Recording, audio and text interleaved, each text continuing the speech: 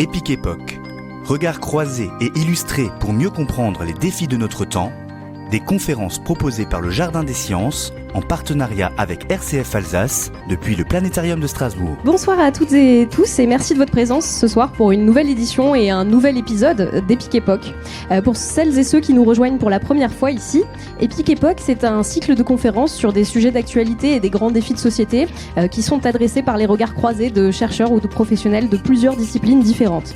Pour celles et ceux qui nous écoutent pour la première fois, ces événements sont organisés chaque mois par le Jardin des Sciences de l'Université de Strasbourg et enregistrés dans le nouveau planétarium de l'université, un bâtiment magnifique, les présents peuvent en témoigner, en plein cœur de la Neustadt, classé patrimoine mondial, que je vous encourage vivement à visiter ou à revisiter. Chaque conférence est enregistrée et diffusée en podcast sur la RCF et vous pouvez toutes les retrouver sur leur site web rcf.fr. Alors la programmation de cet événement est assurée par Margot Zink, qui est en haut, chargée de programmation des conférences et d'actions culturelles en territoire au Jardin des Sciences de l'Université de Strasbourg. Vous pouvez l'applaudir. Ce soir, la soirée sera illustrée en direct par Hélène Bléau, illustratrice et autrice de bande dessinée, et nous pourrons découvrir ses croquis à mi-chemin et en fin d'émission. En coulisses également, les personnels du planétarium qui assurent l'accueil et la technique de projection. On peut remercier Antoine Grandjean pour l'intégration des documents que vous allez voir ce soir, et Jean-Yves Marchal. Un grand merci à eux, vous pouvez également les applaudir. Je m'appelle Eléa Eberlé, je suis médiatrice scientifique indépendante et c'est moi qui aurai le plaisir d'animer cette conférence ce soir autour d'une question épineuse. Continuerons-nous à faire des enfants dans un avenir proche ou lointain ? La question interpelle, inquiète parfois, suscite en tout cas de vives réactions dans les sphères personnelles jusque dans les sphères politiques. Nous faisons de moins en moins d'enfants, cela semble être une tendance effectivement dans les pays occidentaux, mais qu'en est-il ailleurs ? Pourquoi cette tendance ? Est-ce que c'est une tendance sociale déclenchée par les choix de nos concitoyens ? Est-ce qu'il s'agit d'une réelle baisse de fertilité ? Ce soir, pour nous répondre et pour faire le point sur les faits, nous avons la chance d'accueillir 3 intervenants de domaines et disciplines différents. Didier Breton, au milieu, est professeur de démographie à l'Université de Strasbourg et travaille au sein de l'Institut de démographie de Strasbourg, l'IDUS, dans le laboratoire SAGE, Société, Acteurs, Gouvernement en Europe. Bienvenue à lui. Il est également chercheur associé à l'INED. Nous avons à ma gauche Mathieu Lefebvre, qui est professeur en économie à l'université et qui travaille dans le laboratoire Beta, le bureau d'économie théorique et appliquée. Il est professeur adjoint à la Haute École de Commerce de Liège également. Bienvenue Mathieu. Et enfin, nous avons au bout de notre table ronde Madame Catherine Rongière, gynécologue obstétricienne, responsable du centre AMP, assistance médicale à la procréation. Bienvenue. Comme toute bonne conférence, les acteurs et actrices parmi les plus importants, ce sont aussi vous, les personnes du public. On vous remercie chaleureusement d'avoir fait le déplacement malgré le froid et le mauvais temps et d'être venus en nombre ce soir. Sachez que vous pourrez participer à la discussion et au podcast à la suite de cette émission en posant vos questions tout à l'heure à la fin des interventions. Nous vous ferons passer un micro dans la salle, donc n'hésitez pas à noter toutes les questions que vous viendrez pendant les interventions et puis on les prendra à la fin de l'émission. Voilà, donc on peut maintenant passer au vif du sujet. Alors Didier Breton, cela fait à peu près 20 ans, si je regarde votre parcours, que vous travaillez sur des questions de démographie, donc c'est-à-dire l'étude de la variation de la population en France ou ailleurs. Est-ce que vous pourriez nous dépeindre un peu la situation dans laquelle nous nous trouvons sur ces questions démographiques ? Oui, merci beaucoup. Merci à vous tous d'être là et de nous donner l'occasion de parler de thèmes qui nous intéressent et moi la fécondité. Donc en tant que démographe, la démographie c'est une science particulière, c'est une science de la mesure en sciences sociales, donc on ne va pas forcément rentrer à l'échelle du micro, mais de vous donner des données de cadrage et un peu général, et ça va cadrer pas mal ce débat. Donc j'ai commencé par vous présenter 2 pyramides des âges qui sont une figure qui est au cœur de la question démographique, c'est-à-dire une répartition par sexe et par âge de la population à une date donnée. Vous avez à droite celle de 2013, c'est-à-dire il n'y a pas si longtemps que ça, et puis à gauche celle de 2023, 10 ans après. Et je pense que c'est un peu au cœur du débat ici, parce que quand vous regardez les 2 pyramides, elles se ressemblent, certes, mais vous avez une base de la pyramide qui est beaucoup plus creusée en 2023, et c'est justement lié à cette baisse de la natalité. Alors c'est au cœur de l'actualité, vous avez entendu il n'y a pas très longtemps la baisse du nombre d'enseignants-chercheurs, le nombre de professeurs des écoles, pardon, de 4000, et c'était l'argument, on disait 83 000 naissances en moins en 20 ans, et le résultat, si vous faites un nombre moyen d'élèves par classe de 22, eh bien vous arrivez à ce 4000 classes en moins, et c'est vraiment le résultat de cette baisse de la pyramide. Quand je parle de nombre de naissances, en démographie, on parle de natalité. Or, ce qui va nous intéresser, c'est pas tant la natalité, mais la fécondité. C'est quoi la différence entre les deux? C'est que la fécondité, c'est le comportement des individus. Vous pouvez très bien avoir beaucoup de naissances avec une fécondité faible. Si vous avez beaucoup de femmes en âge de procréer, ou inversement, vous pouvez avoir une natalité faible avec une fécondité forte. Moi, ce qui va nous intéresser ici, c'est le comportement, c'est-à-dire le nombre moyen, globalement, d'enfants par femme. Il y a un autre terme qui sera plus traité, qui est la fertilité. C'est encore autre chose. La fertilité, c'est la capacité à avoir un enfant. Et moi, je m'intéresse non pas à la fertilité, mais à la fécondité, c'est-à-dire à la réalisation entre le rapport sexuel qui arrive et qui va, au bout d'une certaine trajectoire, donner lieu à une naissance. Voilà. Donc la fécondité m'intéresse. Si on peut passer peut-être à la suivante. Donc si le nombre de naissances baisse, eh bien, en France, c'est avant tout... ces derniers temps, du fait d'une baisse de la fécondité. Ce n'est pas parce qu'il y a moins de femmes qui sont en âge de procréer, c'est bien la fécondité. Donc on passe de 2,03 enfants par femme en 2010 à 1,67-68 en 2013, donc une baisse relativement forte de cette fécondité. Attention, c'est la fécondité du moment, ça veut dire que c'est en moyenne une femme qui, tout au long de sa vie, se comportait comme celle de l'année, aurait en moyenne 1,67 enfants. Pourquoi je dis ça? Parce que vous voyez, on a eu d'autres, dans l'époque récente, on a eu des indices faibles, 1,73 en 1995, là c'était une période de basse fécondité, puis vous voyez l'indice est remonté à 2,03. Pourquoi? Parce que dans cette période-là, les gens ont ajourné, c'est-à-dire ont reporté leur projet de fécondité, et puis ils l'ont eu un peu plus tard, donc le niveau a augmenté. Alors on pourrait se dire que la baisse qui a été observée ces dernières années-là, c'est le même phénomène, ça va remonter dans les autres années. Or, a priori, on est un peu, pas pessimiste, mais on se dit, c'est pas, parce que c'est pas une affaire de pessimiste, on pense que ça ne va pas forcément remonter pour un tas de raisons que je vais aborder ici. Et notamment, les conditions ne sont pas les mêmes. Quand on était à 1,73 dans les années 90, l'âge au premier enfant n'était pas du tout le même, c'est-à-dire qu'on avait une possibilité de reporter peut-être plus importante que ce qu'il est aujourd'hui en 2023. Donc voilà. Si on va pouvoir passer à une autre diapo, voilà. Donc je vais revenir. Donc la question c'est, continuerons-nous à avoir des enfants? Bien évidemment oui. Si je devais trancher la réponse, c'est pas tellement ce qui va nous intéresser de savoir si c'est oui ou non, mais ce qui va nous intéresser, c'est plutôt de comprendre de combien on aura d'enfants, d'accord? Et donc plutôt la répartition de la population qui n'aura pas d'enfants, quelle est la part de la population qui n'aura pas d'enfants, combien en auront un, combien en auront deux, combien en auront trois. Et pourquoi ce chiffre nous intéresse? Parce que ce qu'il y a derrière, très souvent, c'est l'indice dont vous avez tous entendu parler de 2 ou 2,1 enfants par femme, c'est-à-dire le niveau de fécondité qui permet à une population de se reproduire, c'est-à-dire qu'une génération va engendrer une génération d'un nombre au moins égal. Ce 2,1, on le sait, c'est pourquoi? Parce qu'il naît globalement 1,05 garçons pour une fille dans un environnement normal. Donc si vous additionnez les deux, ça fait 2,05. Puis on va à 2,1 puisque une partie de ces individus vont mourir avant d'avoir des enfants. Donc c'est la petite part de mortalité. Donc on estime que dans les conditions à 2,1, la population se renouvelle.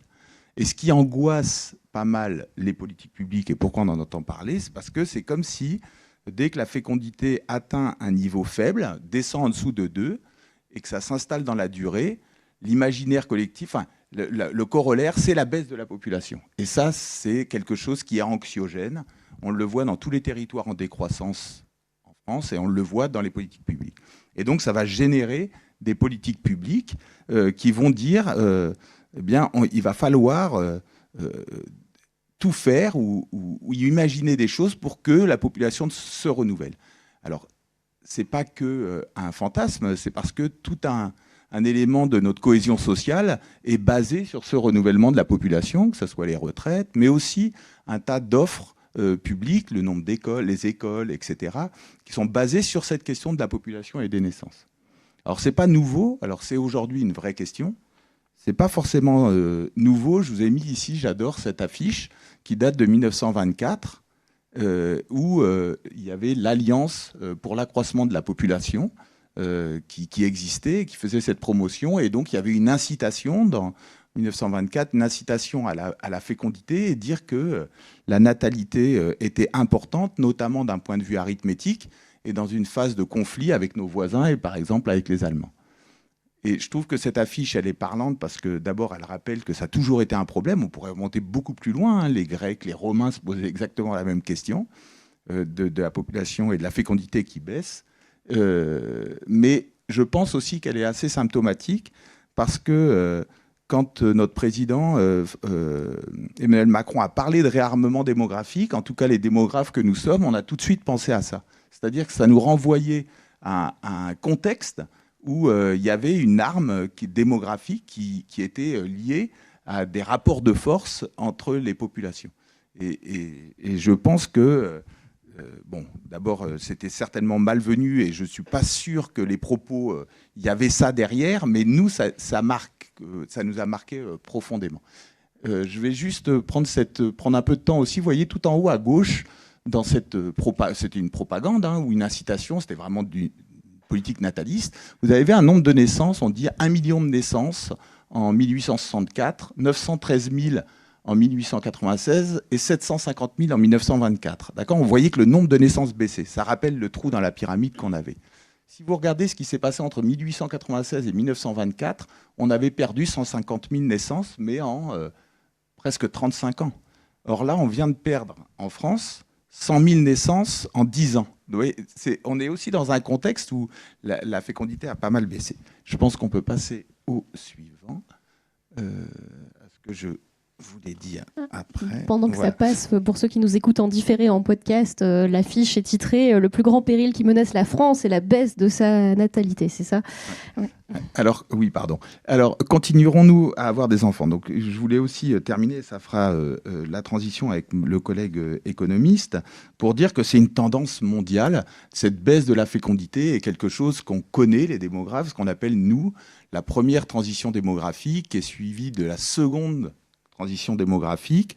Donc la première transition démographique, je ne sais pas si tu en parleras, mais globalement, c'est de passer d'un régime d'une mortalité élevée et une fécondité élevée à une mortalité faible et une fécondité plus faible, autour de 2. Ça, c'est la première transition démographique.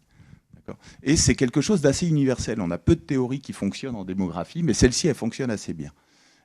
Donc dans cette carte, vous n'avez pas l'échelle malheureusement, mais tout ce qui est vert et bleu, tous les pays en vert et bleu sont des pays où la fécondité est déjà inférieure à 2 ou au moins égale à 2, c'est-à-dire qui ont déjà accompagné. Donc on voit que la carte, elle est globalement toute verte et bleue, à part 2 zones, la zone de l'Afrique subsaharienne et puis un peu le Proche-Orient, où on a encore des fécondités un peu élevées, mais globalement, il y a cette tendance. D'accord ? Et ça, c'est la première transition démographique arrivée autour de 2. Mais on est en train de connaître, et même mondialement, une seconde transition démographique, la seconde des transitions démographiques, c'est-à-dire une fécondité en dessous de 2, et plutôt à une moyenne à 1,5. Et 1,5, c'est la moyenne en Europe aujourd'hui, la fécondité. En Allemagne, ça fait maintenant presque 45 ans qu'ils sont à 1,5 enfants par femme. Donc c'est assez long. Et à l'échelle de la planète, aujourd'hui, la moyenne, elle est à 2,2. C'est-à-dire que globalement, à l'échelle de la planète, la première transition démographique est arrivée. Il y a des zones où, par exemple en Corée du Sud et toute l'Asie du Sud-Est, on est bien en dessous de un enfant en moyenne par femme. Donc ça veut dire que c'est un mouvement long qui s'installe, quel que soit l'environnement, quel que soit le développement. Ça ne veut pas dire qu'il n'y a pas de variation dans les populations, mais en moyenne, on est environ à ça. Donc en France, à 1,7, on est dans la moyenne, on est le niveau le plus élevé de tous les pays européens, mais bien en dessous de 2 aujourd'hui. Alors juste, je vais finir cette fois avec ça. Ça veut dire quoi 2 ? Je vous ai dit tout à l'heure, continuerons-nous à avoir des enfants ? Oui, certainement. La question, c'est du combien. Et ce qui explique beaucoup le niveau de fécondité, c'est la part des femmes ou d'hommes qui n'ont pas d'enfants. D'accord ? Mais ça compte beaucoup dans une moyenne. Parce que je prends 15% à peu près. Alors, imaginons une population, 15%, une femme sur 6 qui n'a pas d'enfant. C'est ce qu'on observe globalement en France. D'accord ? 15%, vous rajoutez 20% de femmes qui en ont un et qui en ont qu'un. Une femme sur 5, c'est le chiffre aujourd'hui en France. Bon. Si vous prenez ce scénario, pour arriver à 2 en moyenne, il faut que toutes les femmes qui font au moins un enfant en aient 3 en moyenne. D'accord ? 3, c'est beaucoup, 3. D'accord ? Donc si vous faites un scénario 15% sans enfants, c'est aujourd'hui la situation en France, 20% avec qu'un, c'est la chiffre aussi, et puis vous faites la moyenne de ceux qui en ont à 2, 2,5, on arrive à un 6, un 7. Voilà. Et si tout le monde en fait 2, on arrive à un 5. Voilà. Il y a des pays où on est à bien plus que 15%, on arrive à 30%. En Allemagne, par exemple, vous êtes à 30%. Si vous faites ce scénario à 30%, il faut que ceux qui ont au moins d'enfants en aient 3. Donc tout ça pour dire, c'est de faire de choses, de le placer de manière aussi pratique et arithmétique. On voit bien que c'est presque fatal. Face à 1, 6, 1, 7, il faudrait un retour de ce que nous, on a appelé les familles nombreuses, et qui est un phénomène qui a quasiment disparu aujourd'hui, et qui a disparu. Pourquoi ? Parce que probablement, c'est peut-être les 2 dernières illustrations, il y a un tas de raisons, et ça va faire le lien avec ce que tu vas nous dire après, un tas de raisons pour peut-être ne pas en avoir, ou en avoir moins, dans les arbitrages des individus. Et moi, mon hypothèse, c'est que alors c'est une démarche assez économique, il y a 2 choses. Pourquoi la fécondité ? 2 choses qui me semblent importantes. La première, c'est que les populations, les couples, parce que la grande majorité des naissances ont lieu au sein d'un couple, 95%, ont des choix à faire, et de plus en plus arbitrent sur avoir un enfant en moins ou ne pas en avoir, entre eux, par exemple, avoir une activité, avoir du temps, tout le monde ne le fait pas, mais l'arbitrage se fait peut-être dans la hiérarchie des choix. L'enfant ou l'enfant de plus arrive massivement aujourd'hui en France, mais ce que connaissent les Européens depuis très longtemps. Ça, c'est la première hypothèse. Puis la deuxième hypothèse forte, c'est que la spécificité de la France, c'était 2 choses. Une part faible de personnes qui n'avaient pas d'enfants, 15%, alors qu'en Allemagne, on était bien au-dessus, ou dans beaucoup d'autres pays, on était au-dessus. Et puis une part assez importante, 40%, qui passait de 2 à 3. D'accord ? Il y avait une politique familiale basée sur le 3e enfant, etc. Mais le passage de 2 à 3 était une singularité française. D'accord ? Bon, le passage de 2 à 3, on sait qu'il baisse, peut-être pour des raisons économiques, etc. Mais le passage la part de celles qui ont, ou de celles et ceux qui ont 0 enfant, est en train d'augmenter. Les chiffres, ce n'est pas si évident, on a peu d'enquêtes, mais en train d'augmenter. Et rejoindre ce qu'on observe ailleurs en Europe. Et très probablement qu'il y a un élément qui a changé, c'est la pression sociale à avoir des enfants, qui était très forte, qui expliquait que beaucoup de personnes qui ne voulaient pas d'enfants en avaient un quand même. On a écrit un papier en 2005 avec une collègue, France Priou. En avait un quand même, parce qu'il y avait une pression sociale. C'est quoi la pression sociale ? C'est vous n'avez pas d'enfants, vous êtes en couple depuis 5 ans, vous êtes à une réunion de famille, et votre tonton vous dit « alors c'est pour quand ?» Il vous dit 1 fois, 2 fois, 3 fois, 4 fois. C'est comme ça la pression sociale, c'est comme ça qu'on la mesure. Donc, cette pression sociale, elle a certainement sauté, probablement pour cette question-là, c'est-à-dire il y a un argument très fort et qui passe très bien socialement aujourd'hui, qui est aussi une conviction, qui peut être une conviction si on ne veut pas d'enfants, qui est très pratique, qui est de dire mais pourquoi j'en ai un dans un monde qui va aussi mal avec ce système d'environnement et tout. Et c'est très pratique, c'est très pratique, je ne dis pas que les gens utilisent ça, mais ça c'est un argument qui avance très bien et donc qui fait baisser cette pression sociale à avoir un enfant. Et probablement que si on est à un 7, de mon point de vue, on restera à un 7 encore assez longtemps, parce qu'il n'y a pas de raison qu'on reste une exception. Cette exception, elle est probablement là et là. Voilà. Je me permets de commenter le dessin du coup en différé. Donc ça dit la natalité en forte baisse et on voit un couple contempler une forêt qui brûle en disant c'est vrai ça, on se demande bien pourquoi on ne veut pas faire d'enfants. Voilà. Très bien. Merci beaucoup pour cette intervention. On ne va pas prendre les questions tout de suite. Gardez-les pour la fin. Je suis sûre que vous en avez plein. Mais on va juste faire un petit saut du côté de Didier Breton, du côté de Mathieu Lefebvre, pardon. Je ne peux pas m'empêcher de constater, et tu as fait le constat aussi, Didier, Dans les médias, on est surtout sur ce dernier mandat présidentiel, on a souvent utilisé ce vocabulaire très martial. Donc on était en guerre contre le Covid, et puis maintenant on doit se réarmer démographiquement. Ça, c'est les termes utilisés par le président, comme tu l'as souligné. Et donc, vous qui avez un regard un peu plus lié à l'économie, en quoi ce changement démographique impacte réellement le monde économique au point où ça crée cette angoisse dans la sphère politique, dans les médias, etc. Oui, alors ça c'est... Je vais essayer d'y répondre en 2 temps. D'abord en expliquant pourquoi est-ce que l'économiste s'intéresse peut-être à la fécondité, et surtout qu'est-ce qu'il peut en dire, pour après rebondir sur ce côté finalement de pourquoi est-ce qu'on s'en inquiète d'une baisse, ou pourquoi est-ce qu'on ne devrait pas s'en inquiéter d'une baisse de la fécondité d'un point de vue économique. Alors c'est clair que quand on regarde les économistes, on ne pense pas qu'ils s'intéressent aux familles ou à la fécondité, et pourtant ça fait de nombreuses années que l'économie, en tout cas la science économique dans sa conception moderne, s'intéresse à la fécondité, et principalement parce qu'elle est liée au revenu. En tout cas, les économistes pensent qu'elle doit être liée au revenu d'une certaine façon.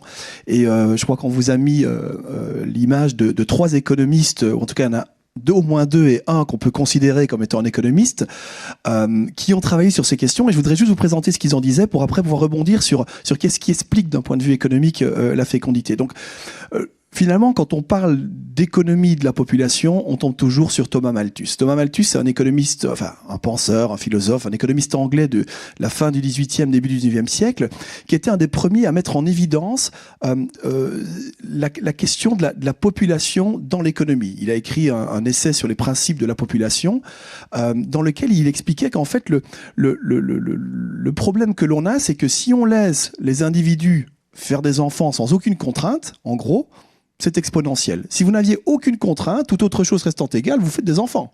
D'accord ? Le problème, c'est que vous avez des contraintes. Votre contrainte, c'est le revenu. C'est en gros les moyens, les ressources économiques auxquelles vous faites face. Et c'est ces ressources qui vont limiter, d'une certaine façon, la fécondité. C'est-à-dire qu'en gros, vous pouvez faire autant d'enfants que vous voulez, mais si vous n'avez pas les ressources pour nourrir ces enfants, ben vous pouvez pas en faire beaucoup. En gros, c'est un peu l'idée de Malthus. Et donc Malthus, il disait, on doit faire attention à cela, parce que si on ne contrôle pas, nous, d'un point de vue de politique publique, pour rebondir sur ce que Didier disait avec l'importance des politiques publiques, c'est que on doit mettre en place des politiques publiques pour réglementer, enfin pas réglementer, mais régler un peu la fécondité, parce que sinon les gens font des enfants, et puis ils sont pauvres, parce qu'ils n'ont pas assez de revenus pour nourrir tous ces enfants, et donc c'est la pauvreté, c'est pas bon pour l'économie, et en gros, les gens sont dans le dénuement. Et ça, c'est finalement la première idée dans un cadre très strict, économique très strict, qui a mis en évidence cette relation, la question du revenu et de la fécondité, qui va turlupiner, pour le dire clairement, les économistes depuis maintenant 200 à 300 ans. Après, on arrive à la grande transition démographique, cette première transition démographique où on voit la fécondité commencer à chuter. On est passé de 5 et plus enfants par femme à 2 ou 3. Et là, les économistes se posent la question de dire, mais qu'est-ce qui peut expliquer ça encore, cette baisse de la fécondité ? Et là, on tombe sur des travaux qui sont des économistes plus du XXe siècle, de la deuxième moitié du XXe siècle. Vous avez Gary Becker, dont vous voyez la photo sur l'écran, qui a essayé de comprendre, mais finalement, pourquoi est-ce qu'on a une baisse de la fécondité alors qu'on vit une période depuis la révolution industrielle d'expansion économique et d'augmentation du revenu individuel moyen. C'est-à-dire qu'on est de plus en plus riche, mais on voit que les gens font moins d'enfants. Et ça, on l'observe quand on compare des pays aux réalités très différentes, pays pauvres, pays riches, mais même au sein d'une même économie, on observe que des gens plus riches font moins d'enfants que les gens plus pauvres. On se dit, mais ça va contre ce que Malthus disait, parce que Malthus, il dit que c'est le revenu qui devrait limiter, en gros, le fait d'avoir des enfants. Donc, Et donc, ce que Gary Becker a mis en évidence, et qui va peut-être vous choquer, c'est qu'il dit, mais si on pense vraiment en tant qu'économiste, on se rend compte que les ménages, les parents potentiels, ils ont des préférences, comme on dit en économie, ils retirent une utilité, un bien-être à avoir des enfants. Super. Donc, s'ils sont plus riches, ils devraient avoir plus d'enfants. C'est-à-dire que si vous êtes plus riche, ben vous consommez plus de barres de chocolat, vous consommez plus de ce que vous aimez. Vous voyez ce que je veux dire ? Puisque vous pouvez vous le permettre. Le truc qu'il y a, c'est que cette quantité d'enfants, on peut peut-être l'opposer, et c'est là que je vais vous choquer, à la qualité de l'enfant. Et par qualité, ce que Gary Becker entend, c'est pas un enfant est meilleur qu'un autre. C'est qu'on peut donner une certaine qualité à cet enfant en lui fournissant une éducation, un certain confort, matériel ou pas, et que tout cela a de l'argent, que coûte de l'argent. D'accord ? Et donc finalement, quand on est plus riche, on peut se permettre d'augmenter cette qualité pour nos enfants, mais si vous augmentez cette qualité, c'est de l'argent que vous n'avez pas pour la quantité. Si vous voyez mon raisonnement. Et donc ce premier point de vue beckérien, hein, Gary Becker est un penseur en économie de la famille qui a vraiment changé la vision des économistes. Hein. Il a d'ailleurs obtenu le prix Nobel d'économie il y a quelques années, en partie pour ses travaux, montre qu'en fait, on a sûrement au même moment un arbitrage qui fait qu'en devenant plus riche, d'accord, on pourrait se permettre d'avoir plus d'enfants, mais en devenant plus riche, on peut aussi offrir mieux à nos enfants. Et donc, on en fait moins pour qu'ils soient mieux, pour que leur qualité soit meilleure. Et ça a complètement changé la vision qu'on peut avoir finalement de la fécondité d'un point de vue d'un économiste en disant, mais oui, c'est pas totalement crétin comme façon de faire. Alors, plus ou moins au même moment, vous avez un autre économiste, Richard Easterlin, qui lui est arrivé avec un autre point de vue et qui dit, OK, on comprend cet arbitrage qualité-quantité, ça a du sens.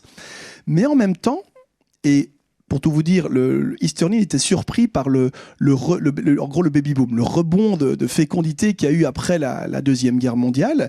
Il dit, mais attendez, il faudrait pas rester que dans l'économie, il faudrait y apporter un peu de sociologie à tout ça. Les individus, les ménages, ils ont également des aspirations. Des aspirations matérielles, ils ont des envies de ce qu'ils voudraient effectivement avoir en termes de bien-être, de confort. Et ça s'oppose souvent, nos aspirations, à ce qu'on peut se permettre. C'est ce que les économistes appelleront la contrainte budgétaire. C'est-à-dire qu'en gros, on a un revenu, on a des moyens qui font qu'on ne peut pas assouvir toutes nos aspirations. Et ce que disait Easterlin, c'est qu'il dit si on oppose en gros ces aspirations avec ce revenu, on a ce que lui appelait le revenu relatif. Hein, relativement, il y a ce qu'on peut se permettre et ce qu'on voudrait avoir. Et ça va expliquer la fécondité. Pourquoi ? Parce qu'en gros, on a des aspirations qu'Easterlin supposait être le résultat de notre histoire passée, et donc de nos parents, de là où on a grandi, du milieu dans lequel on a grandi. Et que ça permettait d'expliquer qu'on ait des plus ou moins grandes aspirations qui allaient s'opposer une fois adultes et une fois en âge de faire des enfants à ce qu'on peut se permettre étant donné notre revenu et nos capacités, nos ressources, si vous préférez. Et Easterlin dit, donc ces aspirations par rapport au revenu vont expliquer la fécondité, mais qu'est-ce qui va expliquer aussi le revenu ? En fait, la taille de la cohorte, la taille de la population.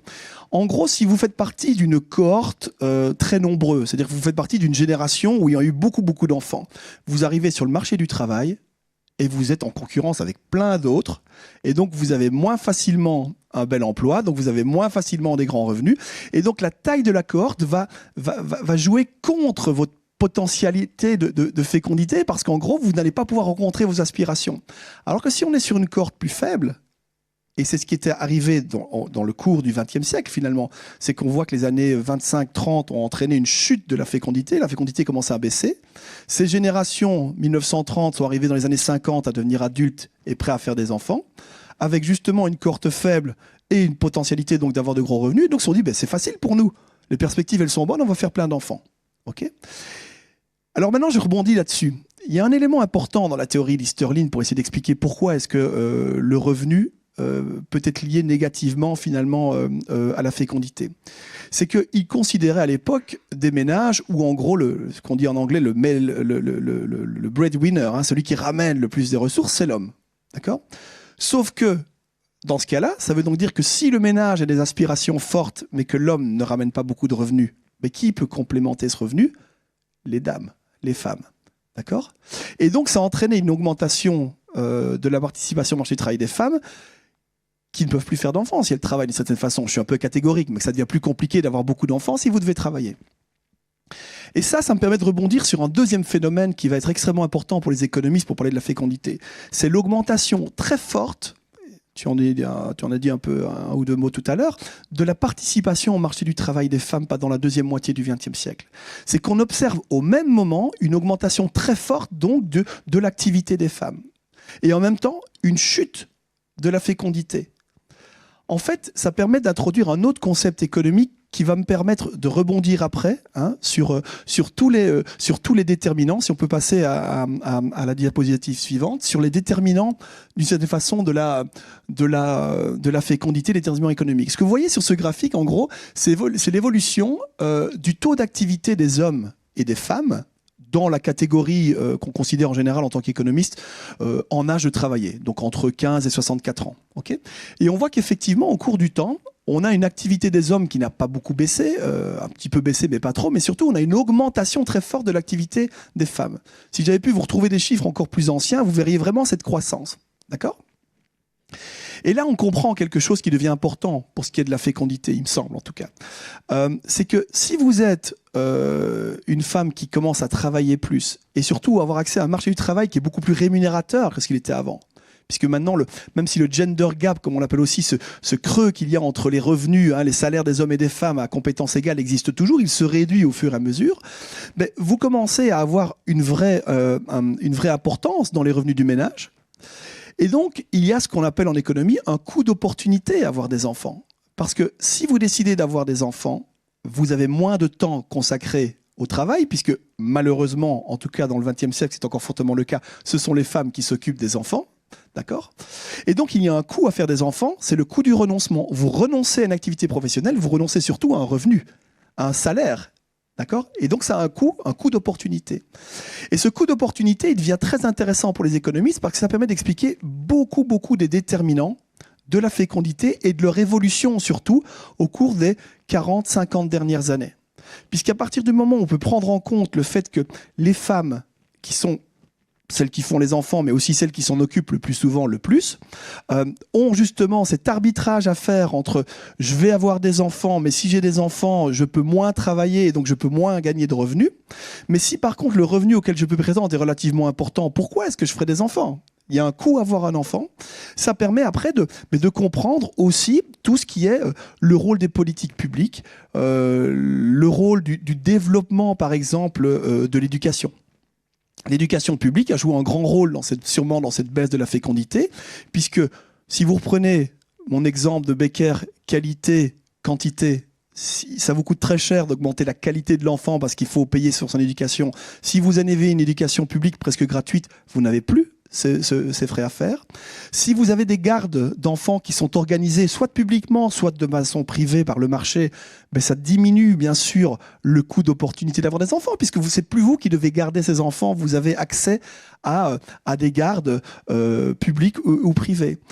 Si vous avez un changement de normes aussi qui va devenir important, tu en disais aussi un peu un mot, il y a un changement peut-être de normes sur la place de la femme sur le marché du travail. Je suis désolé de dire la femme, c'est un peu péjoratif de dire la femme, mais la place des femmes sur le marché du travail, mais vous voyez que l'arbitrage que les femmes peuvent faire dans les ménages concernant la fécondité et leur participation au marché du travail devient plus égalitaire de certaine façon.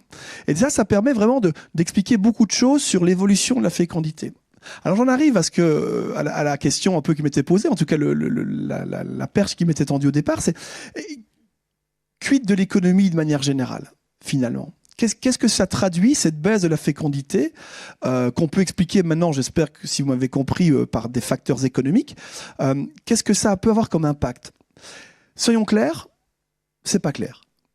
C'est aussi simple que ça. C'est-à-dire qu'en gros, oui, à partir du moment où on a un taux de dépendance démographique qui devient un peu plus important, que le plus tendu, c'est-à-dire qu'en gros, on a une baisse de la fécondité associée à un vieillissement de la population qui fait que les personnes, j'ai envie de dire dépendantes, c'est-à-dire qui ne contribuent pas au financement de l'État, augmente, ça pose des problèmes. On pense tout de suite au système de protection sociale, on en a beaucoup parlé avec les retraites. C'est sûr que si le nombre de personnes qui travaillent et qui donc contribuent par leur cotisation sociale au financement du système de protection sociale diminue par rapport à ceux qui en bénéficient, il n'y a pas besoin d'être comptable pour comprendre qu'on a un problème. Ça, c'est certain. On pourra aussi vous dire que finalement, si on a moins de jeunes, parce qu'on a une fécondité qui baisse, donc on a vu sur les pyramides des âges qui étaient présentées par Didier Breton auparavant, on voit effectivement que la part des jeunes, on a cette inversion de la pyramide, on se dit, on a aussi moins de dynamisme, d'innovation, ça peut être un cas. Et si on a moins d'innovation, on a moins de progrès technologiques, si on a moins de progrès techniques et technologiques, on a moins de croissance économique, on a moins de création de ressources, sûrement. Mais par ailleurs, si on a moins d'enfants, on a peut-être aussi, si vous reprenez mon arbitrage qualité-quantité, plus de possibilités de les pousser dans leur capital humain, de les pousser vers justement plus de capital humain, plus de connaissances, plus de créativité. Et c'est peut-être pas toujours aussi mauvais qu'on ne le pense. En fait, on ne sait pas très bien ce que ça peut donner. Il y a des problèmes très ponctuels. Le système des retraites, le système de protection sociale, il pâtit de cette inversion de la pyramide, ça c'est une certitude. Ça ne veut pas dire qu'à moyen ou long terme, on ne va pas trouver une autre création de ressources qui va permettre d'aider l'économie. D'accord ? Donc ça, c'est... et oui, pardon, alors j'ai oublié de vous dire de changer, j'avais une diapositive qui montrait l'augmentation justement du PIB en France. Hein. On voit sur ce graphique la variation du produit intérieur brut par habitant et la chute de la fécondité. Ce qu'on observe finalement, c'est qu'en même temps qu'on perdait de la fécondité, on a continué à créer beaucoup de richesses. Donc c'est pas certain que ce soit si mauvais. Ce qui veut dire qu'au final, le rôle de la fécondité sur la croissance économique, il dépend en fait de beaucoup d'éléments. Il dépend de beaucoup de facteurs qu'il n'est pas si évident que ça d'identifier, j'ai envie de dire, dans ce qu'on appellera en économie une analyse en équilibre général. C'est-à-dire que là, on peut parler d'équilibre partiel, on voit ce qui se passe lorsqu'on change un élément. Ça peut être positif et négatif, mais au final, le résultat global, il est ambigu. Et pour le coup, j'ai pas de réponse claire à vous donner si cette chute de la fécondité nous amène droit dans le mur d'un point de vue économique, et je pense qu'aucun économiste peut clairement le dire. Bien, merci beaucoup pour cette intervention. Alors, vous retenez toujours vos questions. On va faire un petit interlude pour passer au dessin de Hélène qui, depuis tout à l'heure, est en train de croquer en direct la soirée. Donc, on va faire un petit tour du côté de ce qu'elle a fait. Hélène, je ne sais pas si tu veux commenter en même temps ou pas. Ça va ? Tout le monde va bien dans la salle ? C'est intéressant, ça vous plaît ?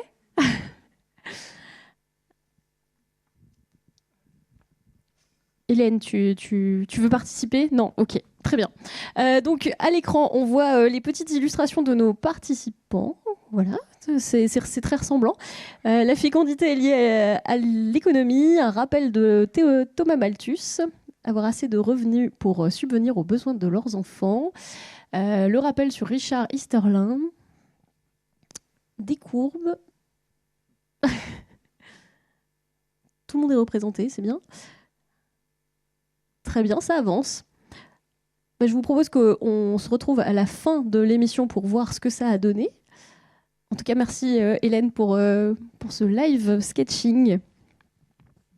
Alors, on a parlé beaucoup de natalité, on a parlé de fécondité, et il y a un aspect qu'on n'a pas abordé encore, c'est l'aspect de la fertilité, c'est-à-dire la capacité biologique de faire des enfants. Et du coup, Catherine, votre regard, vous, est plus médical et vous allez nous éclairer sur cette notion-là. Qui est capable de se reproduire en France, à quel moment de sa vie, la baisse de fertilité observée, est-ce qu'elle est due à une baisse de la fertilité, donc de la capacité des personnes à faire des enfants ? Je vous laisse la parole. Merci beaucoup, merci pour cette invitation. Très intéressant, j'aurai plein de questions, moi, à la fin de la... alors, je ne sais pas pour quoi commencer. En fait, déjà, on va remettre un peu des choses en place. C'est-à-dire que plus on vieillit, et comme ça, on pourra retourner sur ce qui a été dit au début, plus on vieillit, moins on est fertile. Hein, c'est-à-dire, moins on a une chance d'avoir un enfant. Et comme ça a été dit, l'âge de faire le premier enfant augmente. Donc, on est passé de 24 ans à 31 ans à peu près, hein, en l'espace d'une vingtaine d'années. Et donc, le premier enfant, on l'a à 31 ans. Donc, ce qui explique aussi que si on a un premier enfant à 31 ans, c'est plus difficile après d'en faire un deuxième ou un troisième. Vous voyez ce que je veux dire ? Donc, voilà, à 24 ans, c'était plus simple qu'à 31. Et donc là, c'est vraiment un élément très important. Donc, sur cette probabilité de concevoir, vous voyez très clairement, alors déjà, on n'est pas très, très efficace. Hein, on n'est pas des lapins. Donc, on a 25% de chance à 25 ans par cycle. 12% à 35, 6% à 40, et puis c'est catastrophique après 45 ans. Donc voilà.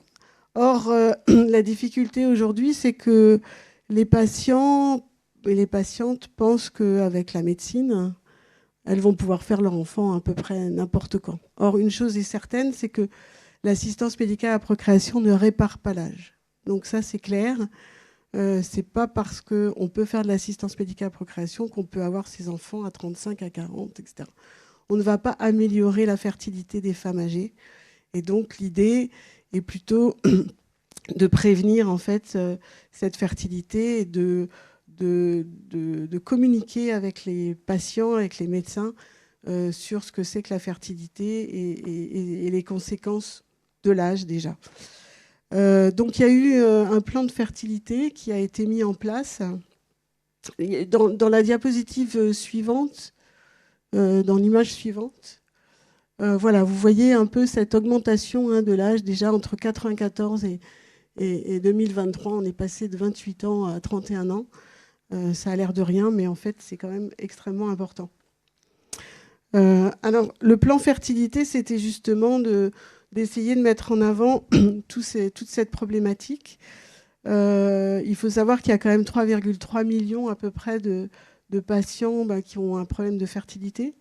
Et donc, et pourtant, ce n'était pas vraiment une grosse priorité du gouvernement, en fait. Il y a eu plein de plans, mais absolument pas du tout celui-ci. Et là, tout à coup, justement, peut-être à cause de cette baisse de natalité, il y a eu comme ça une prise de conscience véritable. Donc, il y a eu un plan de fertilité, un travail qui a été fait autour de ça, justement pour pouvoir essayer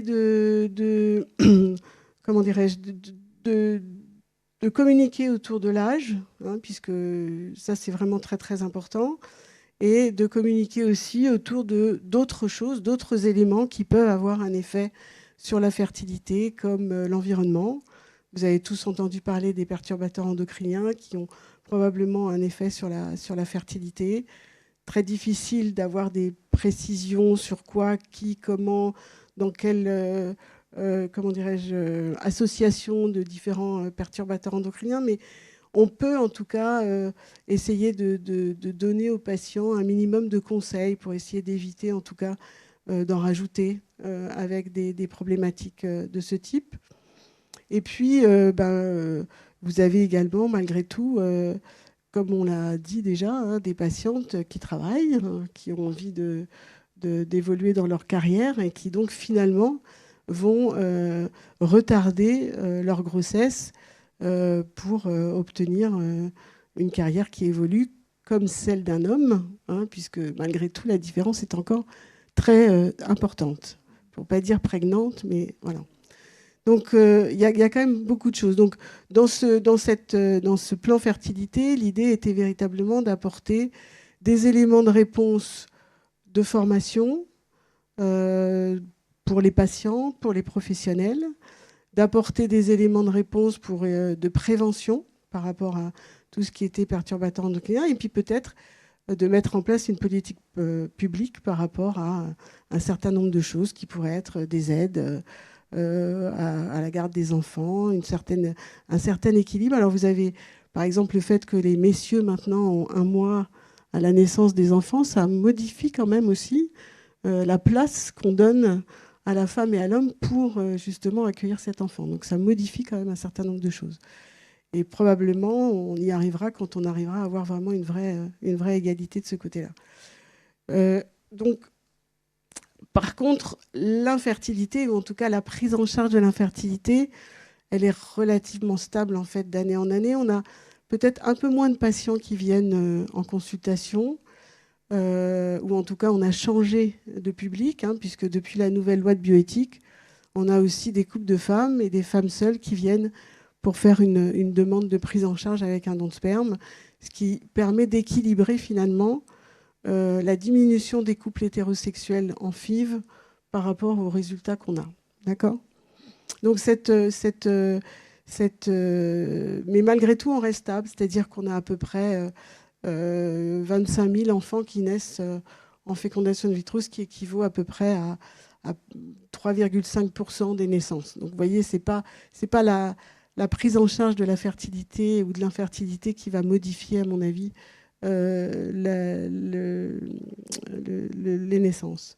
Et puis, on a aussi, alors je pense que c'est important de le dire, c'est-à-dire qu'avant, et vous l'avez très bien énoncé, il y avait une pression sociale. Quand on était une femme, il fallait faire un enfant pour être une femme et pour s'épanouir, il fallait être mère. Quand on n'était pas mère, c'est qu'on n'était pas une femme normale ou une femme épanouie. Et donc, il y a énormément de femmes qui, malgré tout, ont tenu bon à des époques difficiles, en inventant je ne sais quelle problématique autre qui les dédouanait de leur choix.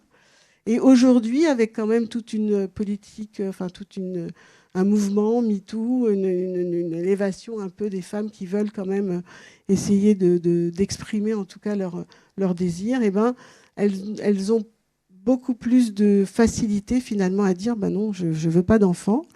Et en plus, la loi nous permet aujourd'hui, avant c'était considéré comme une mutilation, aujourd'hui ça ne l'est plus, de faire une ligature de trompe. On a des jeunes femmes, très jeunes femmes, qui viennent pour faire une demande de ligature. Donc il y a vraiment un désir profond de ne pas avoir d'enfant, ni maintenant, ni après. Pareil pour les hommes qui font des demandes de vasectomie. Parce qu'on a souvent critiqué les femmes qui n'avaient pas d'enfants, beaucoup moins les hommes qui n'avaient pas d'enfants, quand même. Donc, et là, on commence à retrouver quand même quelque chose où finalement, il y a beaucoup de femmes qui ne veulent pas d'enfants, et c'est pas nouveau, mais c'est juste qu'on ne leur laissait pas la possibilité de le dire. Et donc, il y a tout. Alors, il y a encore une recherche de causes. Enfin, on essaye un peu de se. Alors, il y a effectivement, dans le monde dans lequel on vit, la guerre, les problèmes climatiques. Il y a du vrai, mais il n'y a probablement pas que ça, loin de là. Donc, vraiment, il y a cette problématique-là. Et puis, et ça, je suis tout à fait d'accord avec ce que vous avez dit, économiquement, un enfant, pour bien s'en occuper. Et puis, parce que aussi la vie, alors je serais beaucoup plus peut-être terre à terre, mais les gens, ils ont envie de profiter de la vie, ils ont envie de voyager, ils ont envie d'être tranquilles. Un enfant, c'est compliqué, ça prend du temps, ça nécessite de l'attention, ça empêche de vivre correctement. Et aujourd'hui, on voit bien, même nos jeunes, professionnellement, ils ont envie de partir plus tôt, ils n'ont pas envie de bosser la nuit, ils n'ont pas envie de bosser le week-end, ils ont envie de profiter. Et les enfants, ça les empêche aussi de profiter de tout ça. Donc, moi, je pense qu'on est surtout autour de toutes ces questions-là et que probablement, ça modifie un peu l'apport du désir d'enfant.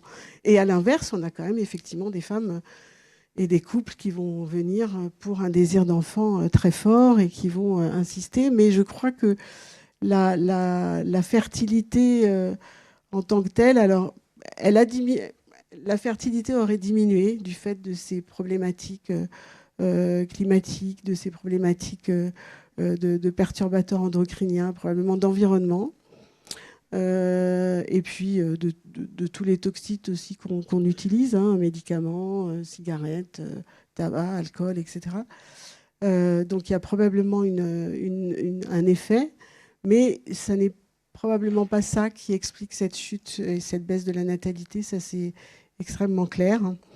Et donc voilà, la seule chose qui, je pense, est importante et auquel on doit se rappeler, c'est vraiment cet âge auquel les patientes veulent faire leur bébé, ce qui est souvent très tardif. Je vais mettre la diapositive suivante. Voilà.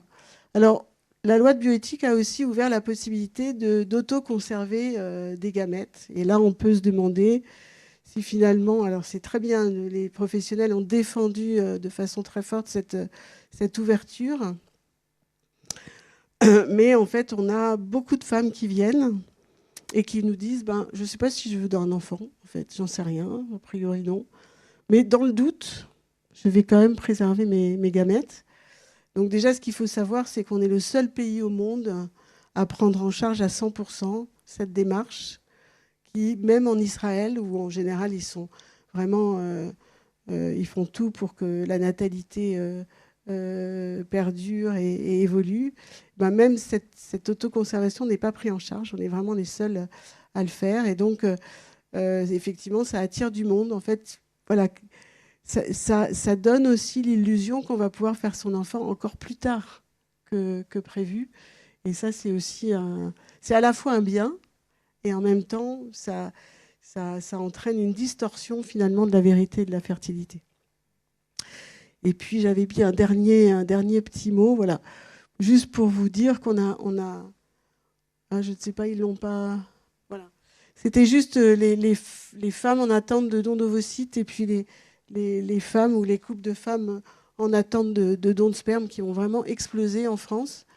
Mais malgré cette explosion, ça ne suffira pas en tout cas à compenser la diminution qui existe déjà. Voilà.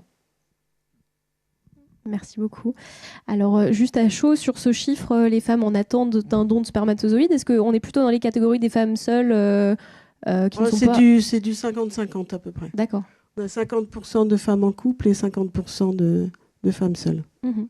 Et les femmes seules aussi, alors ce que je voulais dire, oui, je suis désolée, c'est que on parle beaucoup des femmes qui veulent retarder, effectivement des femmes qui travaillent, mais il y a aussi des femmes qui finalement ne rencontrent pas l'homme idéal avec qui elles ont envie de faire leur enfant, ou l'homme idéal ne veut pas faire d'enfant. Et donc elles sont parfois amenées, même en couple, à venir faire des demandes de dons de sperme parce que leur compagnon ne veut pas d'enfant.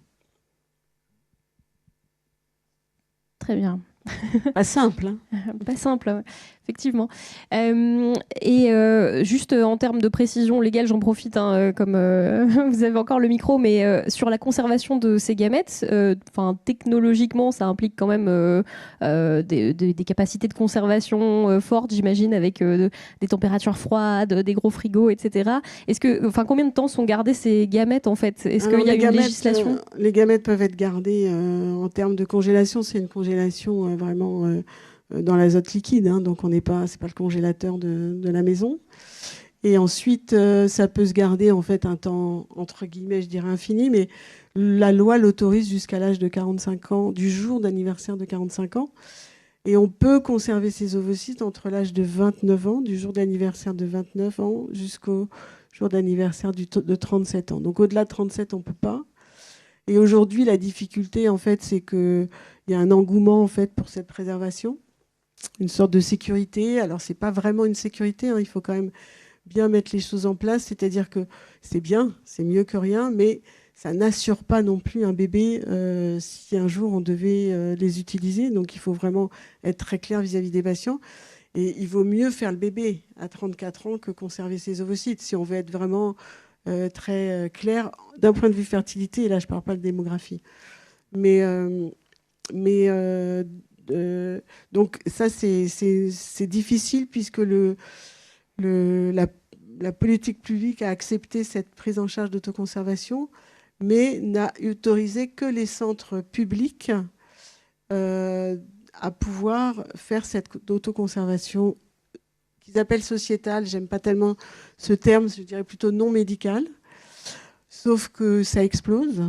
Donc ça fait à peu près la moitié des centres d'AMP en France qui peuvent prendre en charge ces patientes, alors que vous avez des temps d'attente de 1 an et demi à 2 ans à Paris, à Lille, par exemple. Nous, on est à peu près entre 6 à 8 mois en fonction. C'est totalement difficile à vivre pour ces patientes qui viennent à 35 ans et demi et qui finalement ne vont pas pouvoir être prises en charge. Avec, on va aller jusqu'au bout, hein, si elles partent à l'étranger, dans un centre privé, la sécurité sociale participe en partie à sa prise en charge en privé à l'étranger. Donc il y a quand même une incohérence dans ce mode opératoire. Et donc on essaye de pousser pour que tous les centres puissent offrir cette possibilité aux patientes et que ce soit qu'elles puissent être prises en charge, parce qu'il y a certaines patientes qui sont désespérées. Elles n'ont pas trouvé l'homme de leur vie, elles ne sont pas prêtes à faire un enfant seul, elles voudraient quand même conserver leurs ovocytes pour se donner un peu de chance, et on ne peut pas leur proposer alors qu'on aurait les moyens de le faire. Très bien.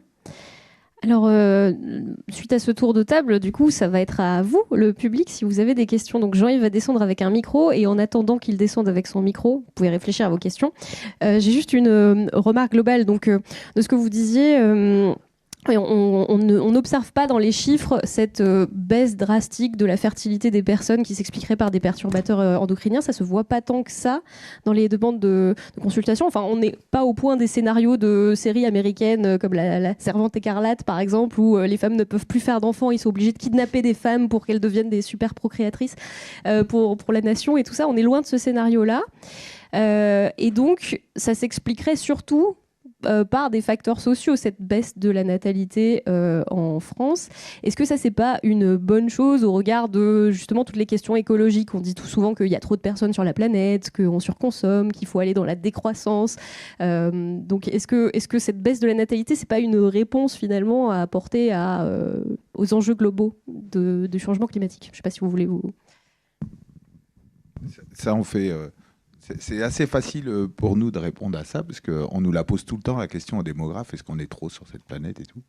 Alors, il y a une équation qui s'appelle IPAT, là, c'est-à-dire l'impact écologique, et c'est lié à 3 choses, à P, à A et à T, globalement. Donc, si je simplifie, le P, c'est la population, le P, c'est la population, le A, c'est le mode de consommation, et le T, c'est le mode de production.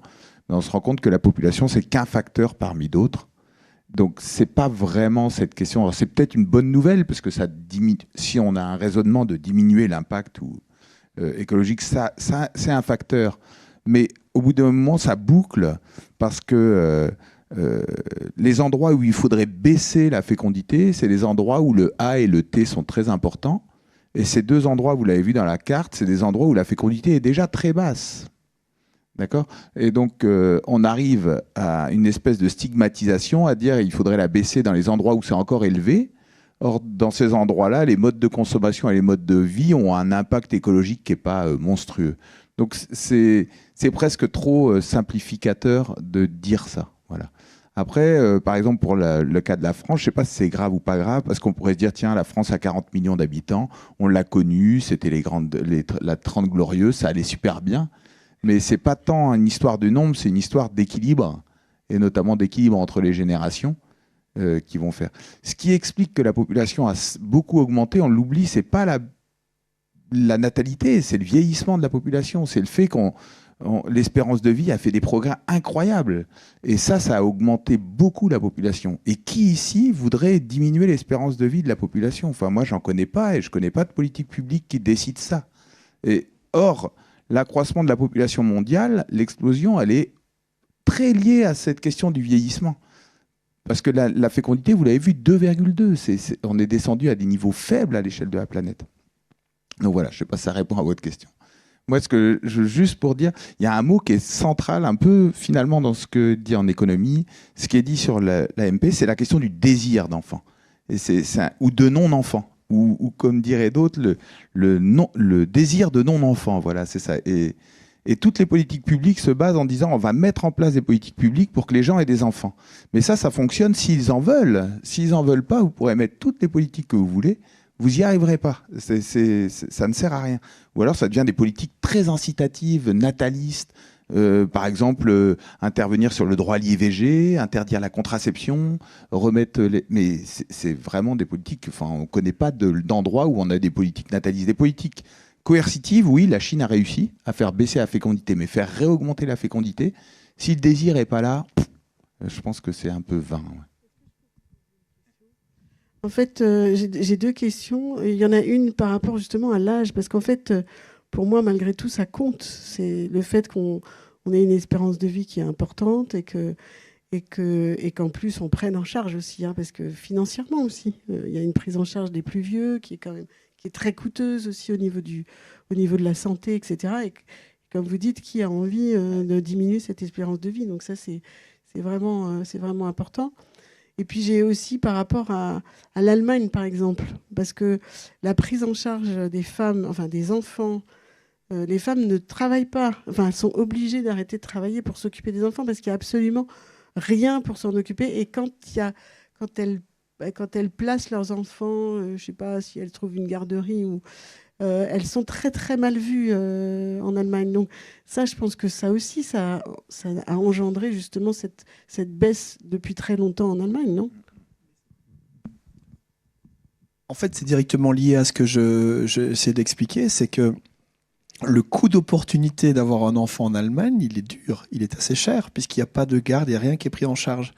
Donc effectivement, vous êtes obligé d'arrêter de travailler pour vous occuper d'un enfant. Vous devez renoncer, et donc c'est pour ça que la natalité aussi, la fécondité est si faible en Allemagne, c'est que c'est compliqué d'avoir un enfant. Vous devez renoncer à beaucoup de choses si vous êtes une femme et que vous voulez avoir un enfant. Et pour rebondir aussi sur ce qui venait d'être dit, c'est que dans ce qu'on sait, en tout cas en économie, les politiques natalistes, quand ils essaient de les mettre en place, ça ne marche pas. Ça ne joue pas du tout. Par contre, ce qui peut jouer, c'est ce qui arrive un peu plus tard. C'est toutes les politiques de conciliation entre le travail et la famille. Par exemple, l'Allemagne, c'est un bon exemple par rapport à la France. En France, on a beaucoup de moyens qui sont mis en place pour vous aider à faire garder vos enfants, à ce qu'ils soient pris en charge à des âges relativement jeunes. On peut rentrer à l'école relativement tôt, au préscolaire, etc. Et ça favorise le fait d'avoir des enfants, parce que l'arbitrage se fait là-dessus plus que sur, comme tu disais, si on donnait une incitation monétaire ou quoi à faire des enfants, c'est pas ça qui marchera. C'est ce qui... Oui, voilà, c'est ce qu'il y a au moment où il y avait un effet d'aubaine. Quand ça va arriver, on va faire des enfants, et puis juste après, ce sera terminé. Alors, est-ce qu'il y a des questions dans la salle ? J'ai vu des gens acquiescer, etc.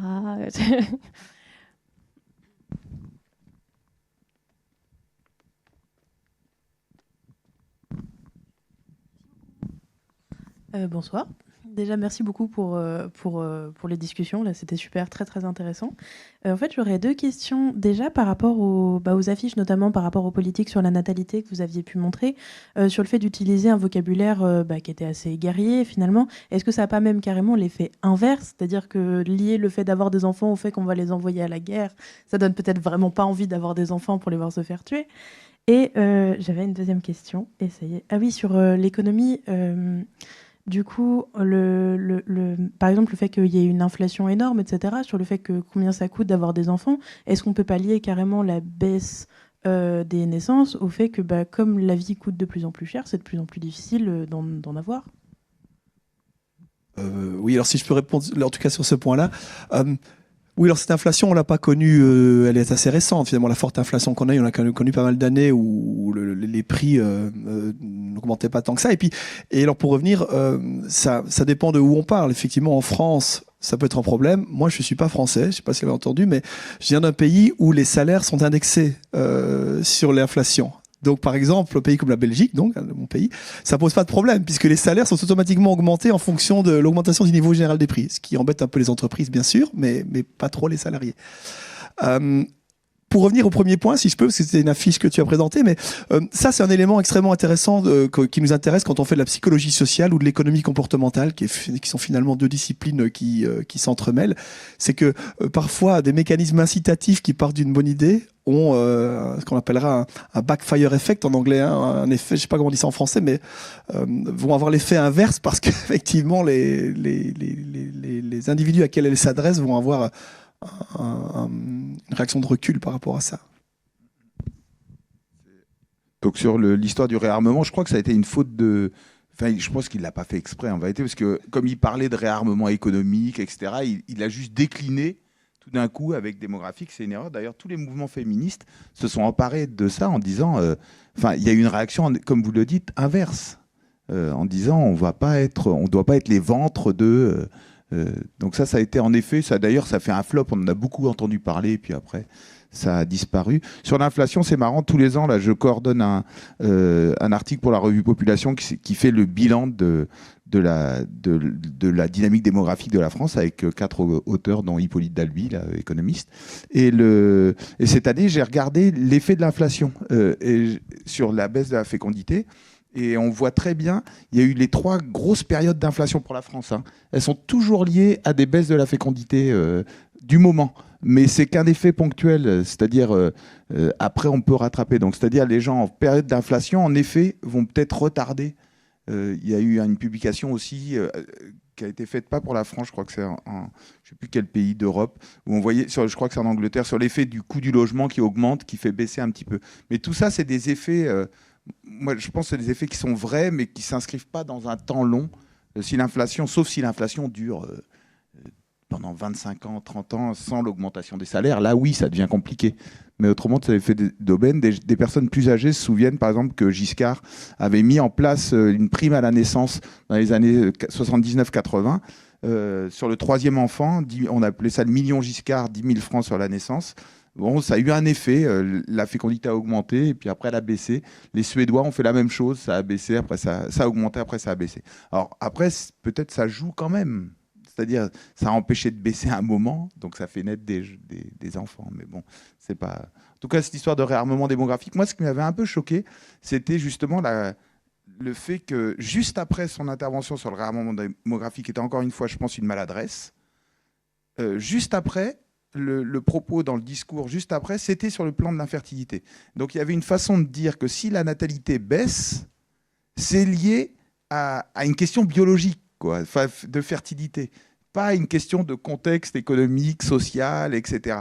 Je trouve que la juxtaposition des deux, moi, je m'étais dit, là, quand même, il a fait fort, parce qu'on voit très bien que, vous l'avez très bien dit, si on règle ce problème d'infertilité, ça joue sur la natalité, mais pas autant que ce qu'on... Enfin, c'est un effet faible.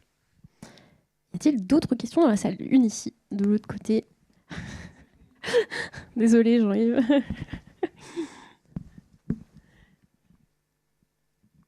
Je fais mon sport.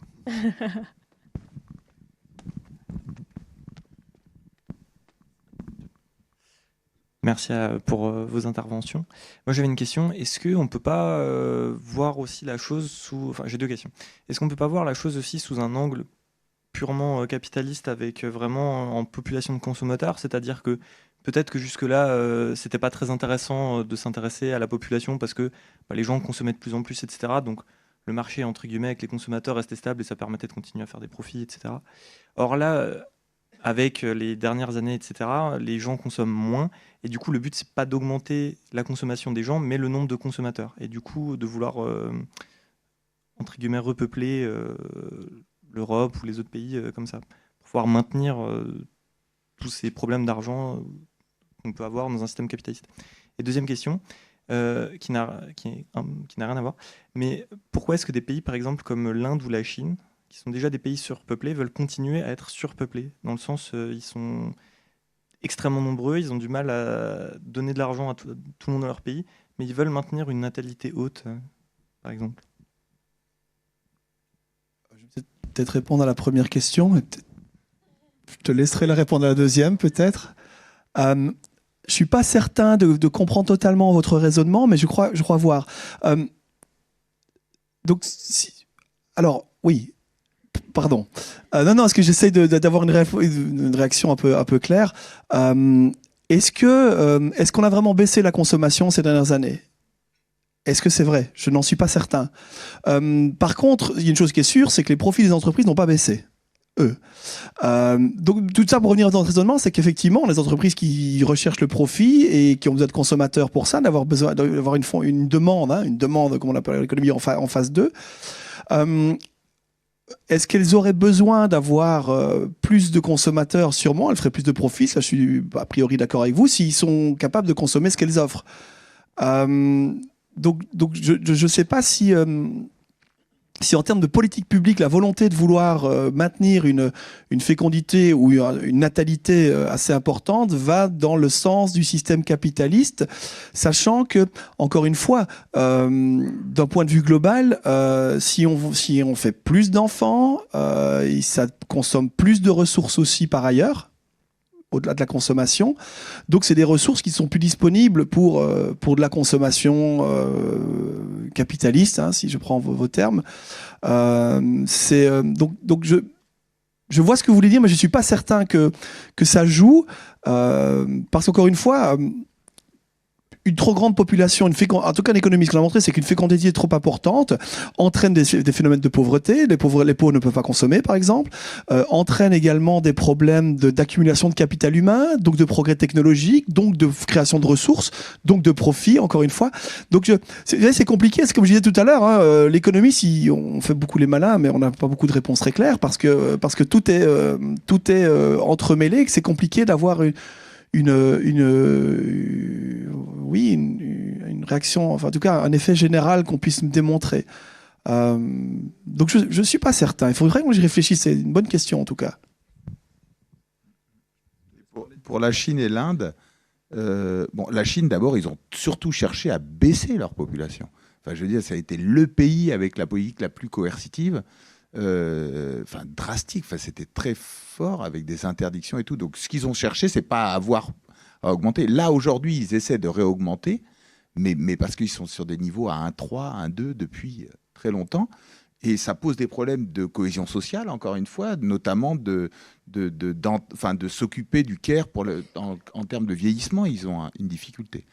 Pour l'Inde, l'Inde est passée en dessous de 2,1 cette année. Et si je mesurais si on mesurait tout l'argent qui a été investi en termes de planning familial pour faire baisser la fécondité, c'est énorme. Donc je pense qu'ils cherchent aussi à avoir une fécondité. Je ne pense pas que l'Inde n'a pas une politique nataliste, et on est sur des niveaux de 2, etc. D'ailleurs, à l'échelle de la planète, s'il y a un truc qui a mal fonctionné, c'est tout l'argent déversé dans les politiques planning familial, notamment en Afrique, et qui ont servi, entre guillemets, à rien, puisque la fécondité est restée très longtemps à 6, et encore dans des pays à 6, malgré toutes ces politiques. Et ça a commencé à baisser quand il y a eu de l'urbanisation, quand les niveaux de vie ont un peu augmenté, etc., quand les gens ont décidé ou voulaient moins d'enfants, ou c'était moins compatible avec leur vie, pas parce qu'on leur mettait à disposition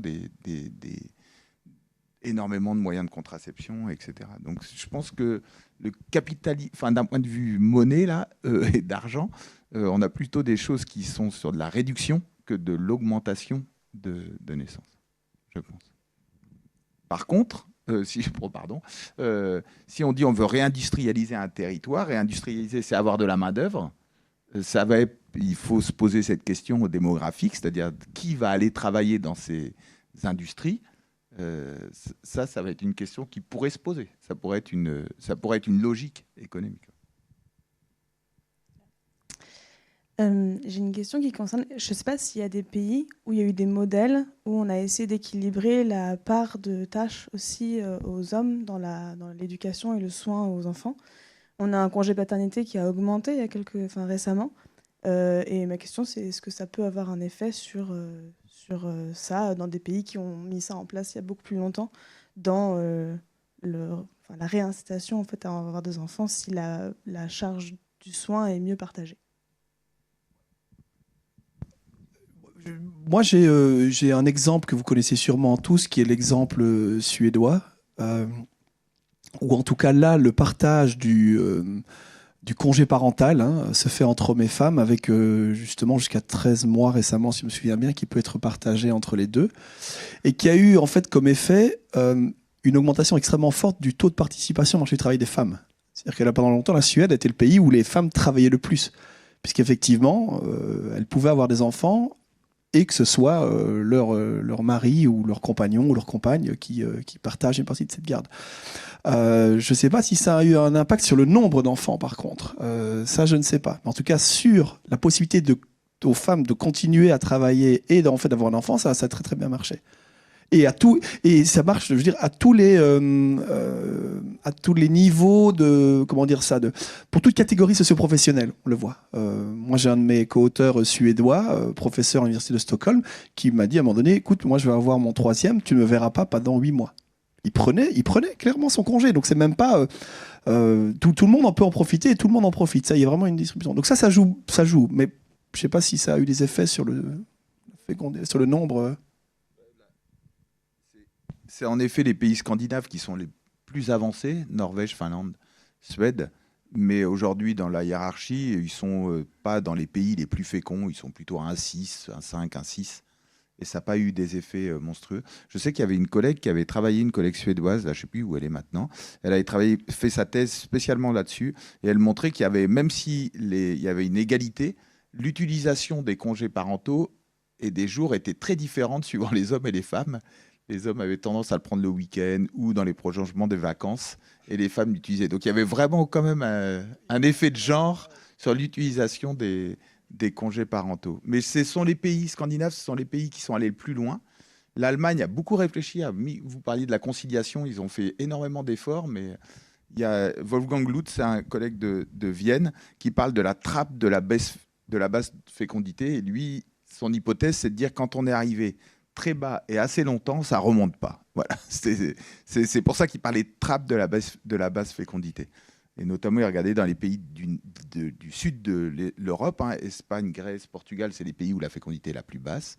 Il disait que la société s'habitue en termes d'école, en termes d'aménagement et tout, finalement, à des niveaux de fécondité relativement bas, et c'est un peu compliqué de revenir après à des niveaux élevés.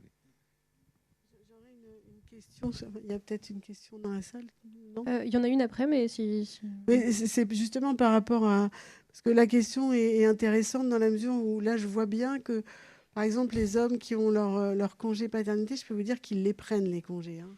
Ils ne les loupent pas. Hein. Donc, parce qu'il y a quand même un mode de fonctionnement qui a énormément changé dans le monde du travail, malgré tout, où il y a un besoin d'être en famille, à juste titre. Hein. Ce n'est pas un jugement de valeur, mais parfois un peu trop des fois. Mais malgré tout, il y a quand même un besoin comme ça d'équilibrer professionnel, personnel et tout.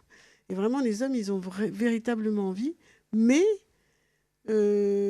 ça n'empêche qu'ils ont quand même envie de vivre bien, de profiter de la vie, etc., etc. Donc, je pense que c'est bien en termes de relationnel avec l'enfant, mais que ça n'incitera pas à faire plus d'enfants. Voilà. Enfin, c'est mon point de vue. Merci. Il y avait une question là au milieu. Oui, de tous les paramètres qui ont été décrits, vous n'avez pas évoqué la religion. Quel est l'impact de la religion sur le taux de fécondité ? Ça m'a frappé sur la carte, en fait. Parce que le paramètre économique, il n'est peut-être pas valide dans la majorité des pays du monde qui ont, par exemple, les pays d'Afrique subsaharienne, n'ont pas forcément le marché du travail, et ça n'a peut-être pas le même poids, le même impact sur le taux de fécondité dans les pays d'Afrique subsaharienne.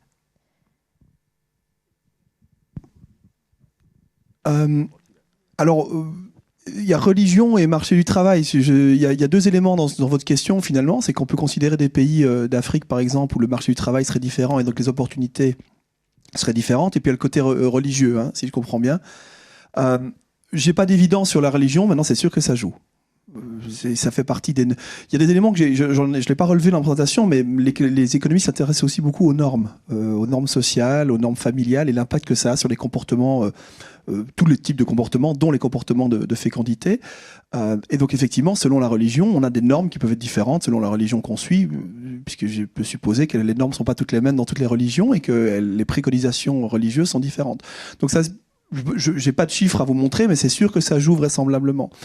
Mais ça se joint toujours, et ça on le voit dans la plupart des travaux qui ont été réalisés justement sur la fécondité, les choix familiales, dans les pays les moins développés, que ce soit en Afrique ou en Asie, on retrouve quand même ces mêmes éléments économiques qui jouent sur le choix ou non d'avoir un enfant, sur le choix... Enfin, je vais prendre des pays comme le Sénégal ou les pays où la polygamie existe, par exemple, et est légale.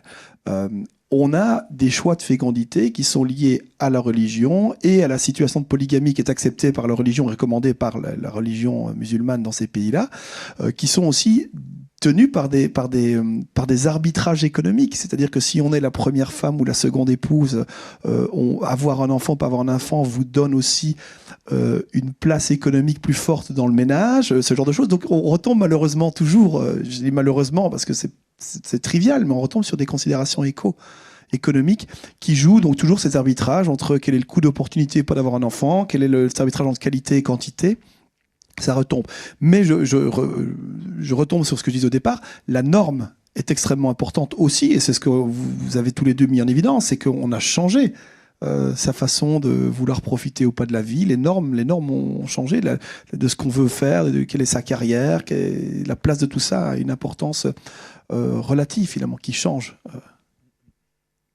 Donc oui, la religion, il y a, on pose la question de la religion dans les enquêtes. Par exemple, il y a une enquête qui s'appelle GGS, là, où on pose la question. Donc on peut très bien calculer, par exemple, des taux de fécondité en fonction de la religion. Donc oui, il y a un effet qui est notable, mais ceux qui font encore, par exemple, qui ont significativement plus d'enfants, ça va être, par exemple, si je prends un contexte français, des gens qui sont, par exemple, catholiques, très pratiquants, etc.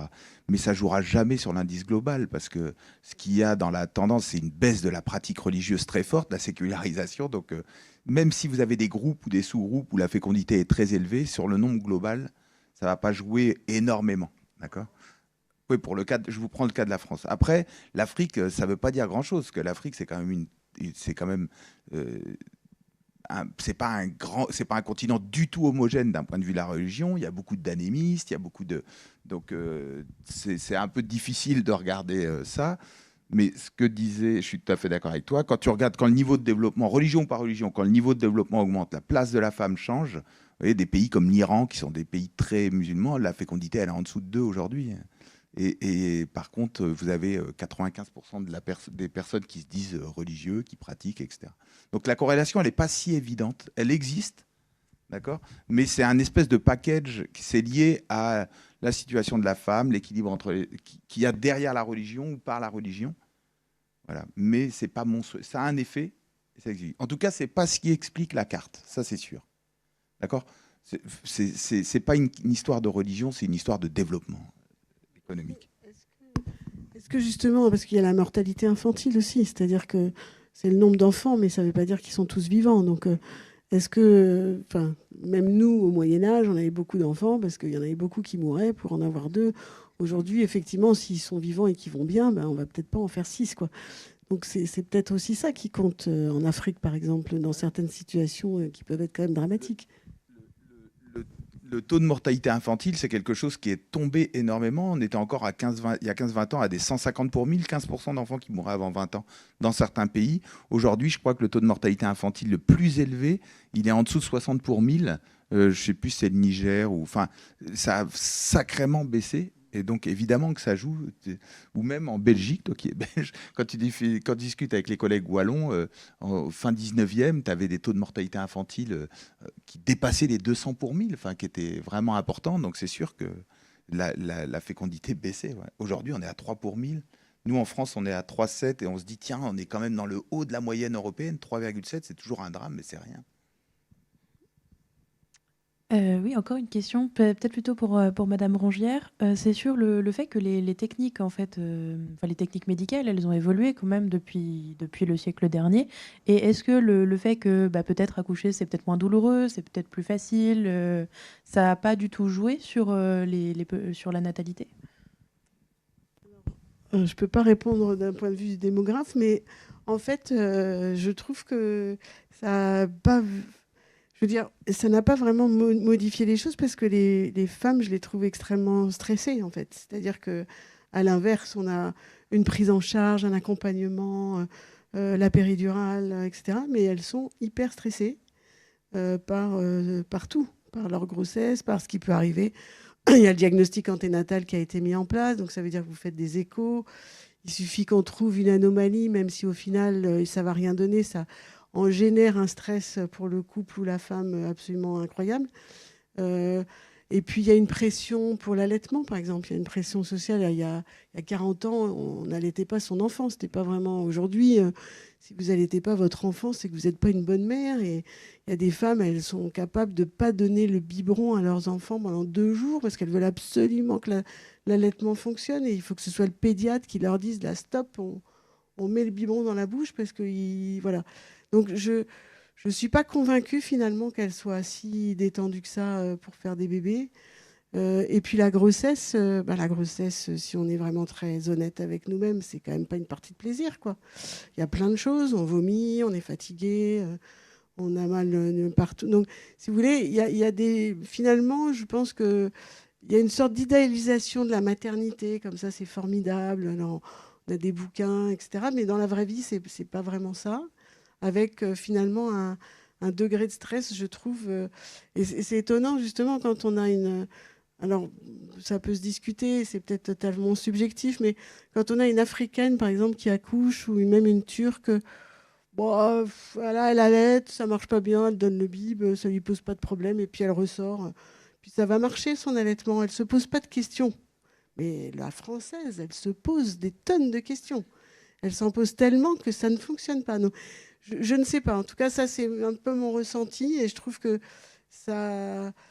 La maternité en elle-même, je ne sais pas ce qu'en pense le démographe, mais ce n'est pas ça qui a rassuré les dames pour accoucher. Et puis, il y a malheureusement toujours des morts maternelles, même s'il n'y en a pas beaucoup, mais ça existe. L'accouchement, ça a quand même une certaine dangerosité, même si faut le dire avec beaucoup de prudence. Mais malgré tout, c'est quand même un événement important. Enfin, voilà.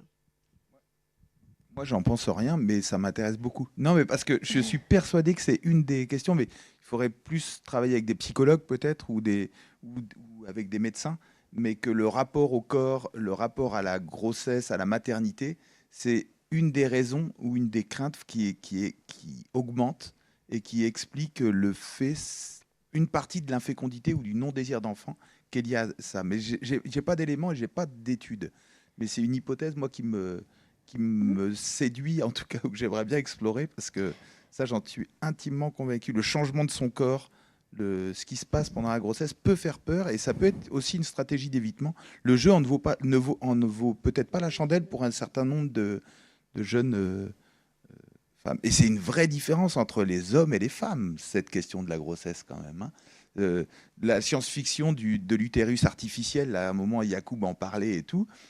Ils n'avaient pas tort sur le fait que si on enlève ça et on y arrive, entre guillemets, on enlève une différence très forte entre les hommes et les femmes. Ça, c'est évident, mais ça reste de la science-fiction.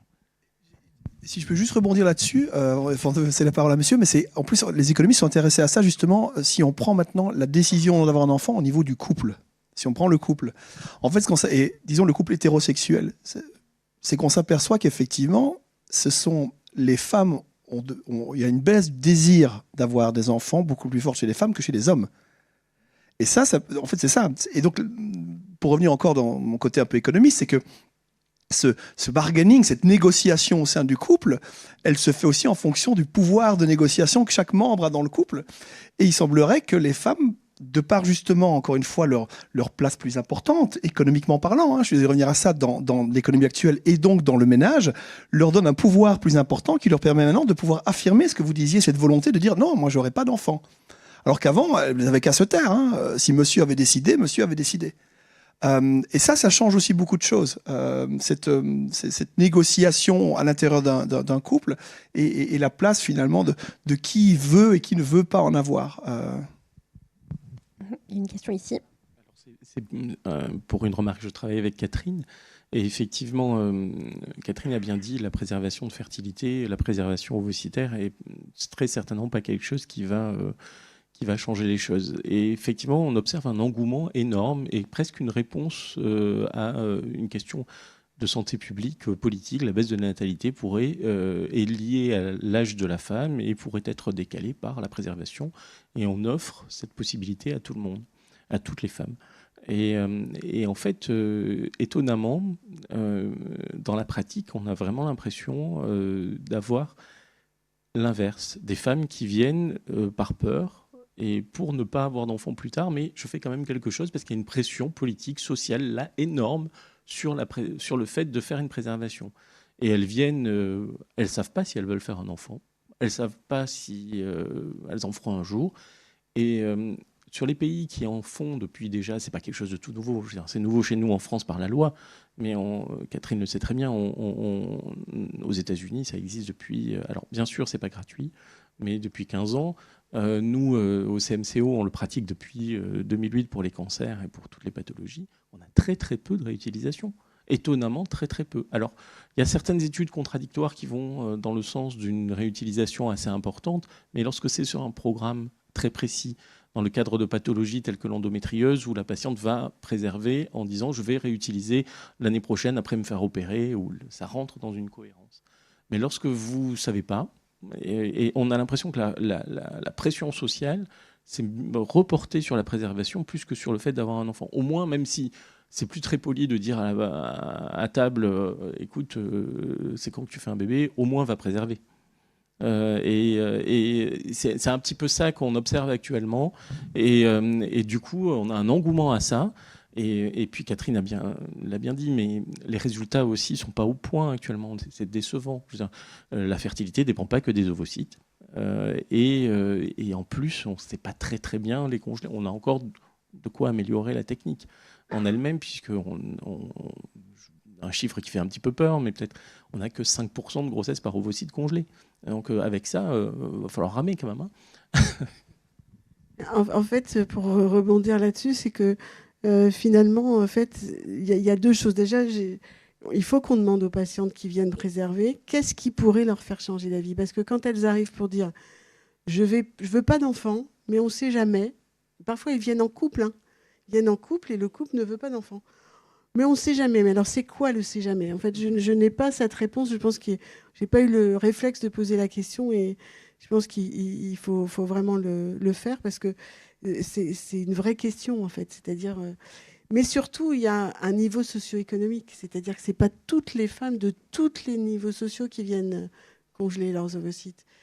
Et ça me pose question. Le jour où tout le monde viendra, je me dirais bon, bah voilà, elle cherche, mais c'est pas du tout égalitaire en fait. Alors c'est pas parce qu'elles sont pas au courant, mais je pense que les femmes qui sont dans un niveau socio-économique plus bas, elles font leurs enfants plus tôt en fait. C'est-à-dire que c'est une autre question, et là je pense qu'aussi il faut, voilà, peut-être que pour celles qui ont un travail qui n'est pas un travail entre guillemets qu'on pourrait considérer comme épanouissant, eh bien leur vie, leur but, c'est aussi de fonder une famille et d'avoir des enfants. Et vous disiez tout à l'heure qu'on pouvait le faire à partir de 29 ans, c'est ça ? Ouais. C'est déjà tard pour les statistiques de reproduction. En fait, on n'a pas encore accès pour des personnes très jeunes qui voudraient venir à 20 ans en disant « moi, je ne veux jamais d'enfants », mais on ne sait jamais, elles ne peuvent pas le faire là, elles ne peuvent pas congeler leurs ovocytes. Alors, elles ne peuvent pas, mais en fait, pour une fois, ce n'est pas complètement ridicule. C'est-à-dire que, comme il l'a dit tout à fait, il y a très peu de gens qui reviennent le récupérer. Donc, si vous faites des conservations à 20 ans, alors il y en aura encore moins qui vont venir les récupérer parce qu'elles vont faire leurs enfants toutes seules et elles ne viendront jamais. Donc ça, c'était réfléchi quand même. Et à l'inverse, au-delà de 37 ans, les résultats ne sont pas géniaux. Mais alors, au-delà de 37 ans, ça se casse la figure. Donc, ça n'a pas vraiment d'intérêt. Donc, ça avait cette tranche d'âge-là, elle avait un sens. Elle a un sens. Voilà. Elle a un sens technique médical. Je ne sais pas s'il y a encore des questions dans la salle. J'ai juste une remarque en attendant qu'on passe le micro. Il y a une donnée qu'on n'a pas vraiment mis en parallèle de la fécondité. Du coup, j'espère ne pas me tromper de terme. Mais c'est l'accès à la contraception, en fait. Si on compare des courbes de natalité avec les dates de légalisation de certains moyens de contraception ou le fait de les rendre plus accessibles, est-ce que l'impact est très visible? Comment ça a changé la donne? Et une question que je me pose sous-jacente, c'est est-ce qu'à toutes les époques de l'humanité, finalement, il n'y a pas grand monde qui voulait des enfants, mais il fallait en faire parce que la vie, et si on avait eu accès à des contraceptifs plus efficaces plus tôt, peut-être que la natalité n'aurait pas explosé au moment où elle a explosé dans l'histoire du monde. Alors, moi, je n'ai pas les chiffres en tout cas. Non, mais évidemment que les moyens de contraception, ils ont coïncidé, ça a permis de faire ce qu'on appelait les enfants du désir, c'est-à-dire de caler. Mais les populations n'ont pas attendu d'avoir des moyens de contraception pour limiter leur naissance. La première transition démographique, elle commence en France au 19e. Qu'est-ce qu'ils ont fait? Les gens, ils avaient rationalisé. Ils se sont mis à se marier plus tard. Et donc, en se mariant plus tard, la période d'exposition, et c'est en France que ça a commencé, dans les campagnes d'ailleurs aussi, et ça, ils avaient moins d'exposés. Donc, au final, ils avaient moins d'enfants, toujours pour une histoire d'âge, c'est-à-dire d'âge au premier. Et ça fonctionnait, mais ça fonctionnait moyennement. D'accord, avec les moyens de contraception, on peut ajuster. Les moyens de contraception, ils ont changé. Au tout début jusque dans les années 70, c'était une contraception d'arrêt. Une fois que j'avais eu les enfants que je voulais, j'utilisais un moyen de contraception, alors que maintenant, c'est devenu une contraception de report. Donc l'utilisation a changé. Mais oui, évidemment que ça aide pour ajuster son désir à la réalité. Dire un mot, alors c'est en fait aujourd'hui aussi on est dans une situation où on veut surtout pas d'hormones, hein, que les gens ont peur des hormones, alors qu'on vit sans hormones, on meurt, hein, mais les gens ont très très peur des hormones, donc il y a quand même beaucoup de patientes là, pour moi c'est un recul en arrière, qui veulent pas prendre de contraception, donc qui utilisent le préservatif, qui font attention alors comme elles peuvent avec toutes les difficultés. Et puis, il ne faut pas oublier aussi que l'IVG, ça a toujours existé, en fait. C'est-à-dire que c'était interdit, mais les femmes ont toujours utilisé l'interruption volontaire de grossesse, enfin, ont toujours utilisé l'interruption de grossesse, bon an, mal an, avec des morts maternelles, évidemment. Donc ça a toujours existé de tout temps. Et alors, peut-être que... Alors, je ne pense pas qu'on ait été capable un jour de le mesurer à des temps du Moyen-Âge ou autre, mais en tout cas, ça a dû diminuer quand même ce genre de situation, même si ça existe toujours. Parce que même si vous avez une contraception, et on pensait qu'on allait maîtriser la fécondité, mais pas du tout, parce que dans ce désir d'enfant, c'est très très compliqué. Vous avez des patients qui vont arrêter leur contraception juste pour voir si la machine fonctionne. Et une fois qu'elles savent qu'elle fonctionne, elles vont faire une interruption. Donc c'est vraiment complexe, hein, ce désir d'enfant, cette possibilité d'enfanter et tout, c'est très complexe. Je ne sais pas s'il y avait un complément d'infos. Ouais. Bonjour, ma question elle porte surtout sur le point de vue économique entre la baisse du niveau de fécondité qui provoque un vieillissement et ensuite le système de protection sociale. En fait, ce que je voulais savoir, c'était est-ce qu'il y a des travaux en économie récents qui provoqués par, on va dire, le changement de la démographie, du coup, c'est-à-dire que la baisse d'actifs, donc une plus grande part d'inactifs, une plus grande part de retraités, donc du coup, un plus dur financement du système de protection sociale, étant donné que le système de protection sociale a été fait, du coup, le siècle dernier, où on avait une part d'actifs qui était plus importante, maintenant, dû à la modification de cette démographie, est-ce qu'il y a une nouvelle recherche d'un, entre guillemets, nouveau système de protection sociale pour pouvoir le financer? Oui et oui. Oui et oui. Il y a des centaines de travaux qui depuis des dizaines d'années, qui essaient de comprendre comment est-ce que le système de protection sociale est impacté par le changement démographique, et aussi des tonnes de travaux qui essaient de voir comment est-ce qu'on doit le réformer. En France, les réformes récentes qu'on a eues sur le système de retraite, par exemple, sont parfois, pas toujours, mais inspirées aussi de beaucoup des résultats de ces travaux-là.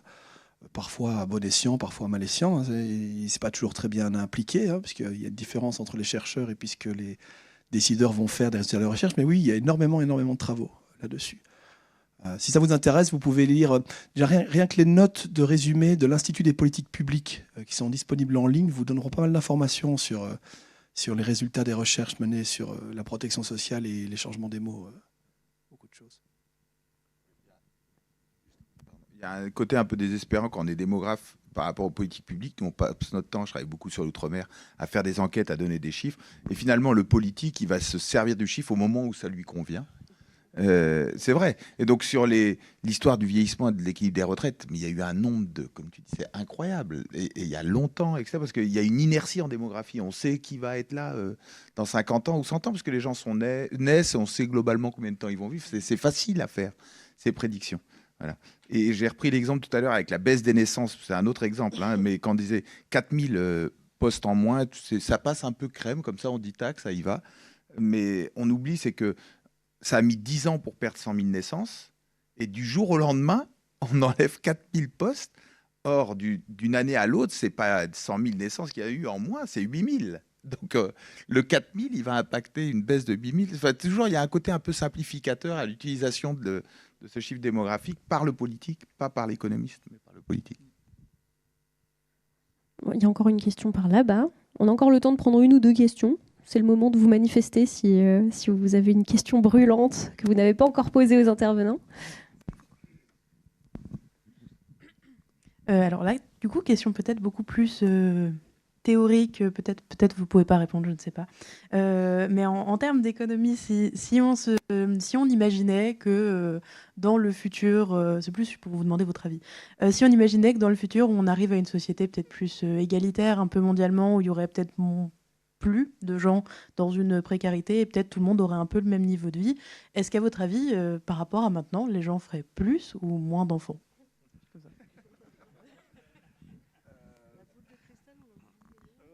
Ça, Didier me tend le micro, essaie de trouver une réponse. Alors,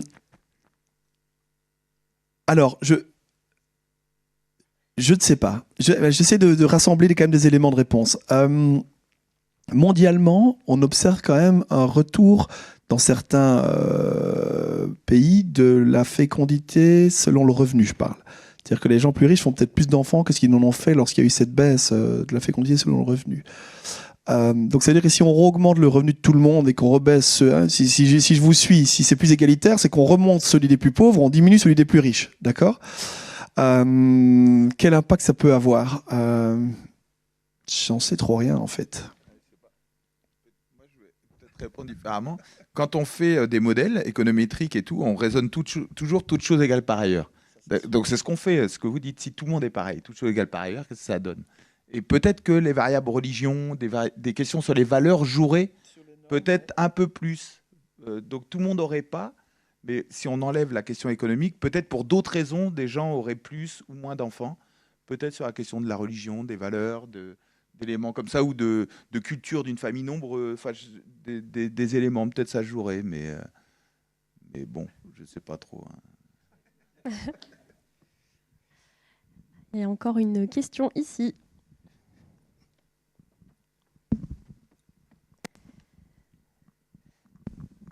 Et on peut encore en prendre une après, et ensuite on s'arrête. Donc c'est le moment.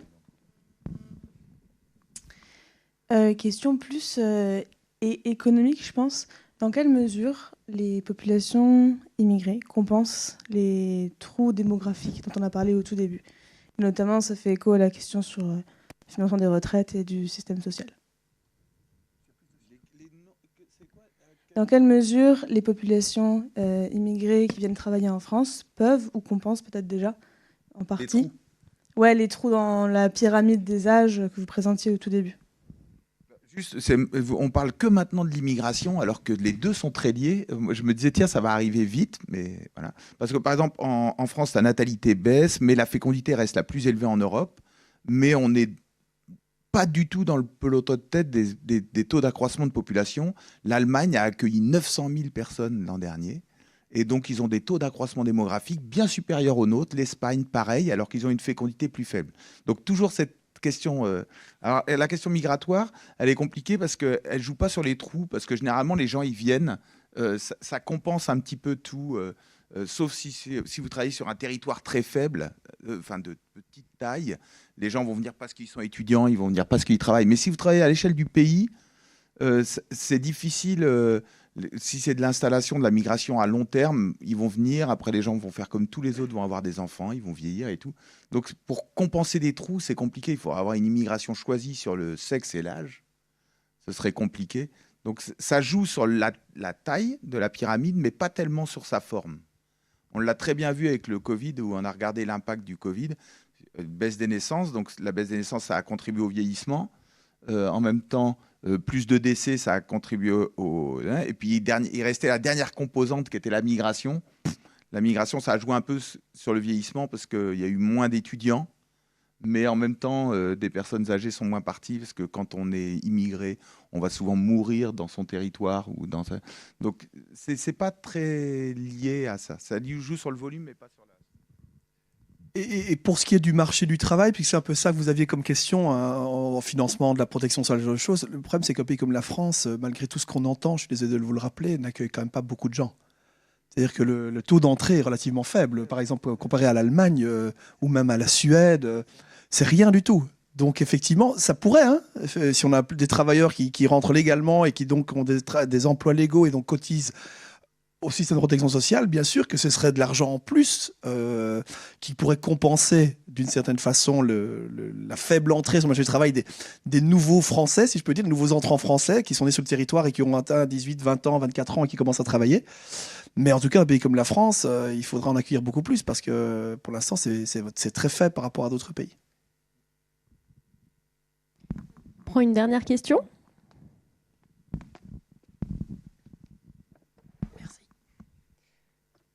Une question sur le futur, à moyen et à long terme. Quels sont vos scénarios sur l'évolution de la démographie mondiale dans un futur proche ou lointain? Non, c'est tout le monde. Moi, j'ai pas de...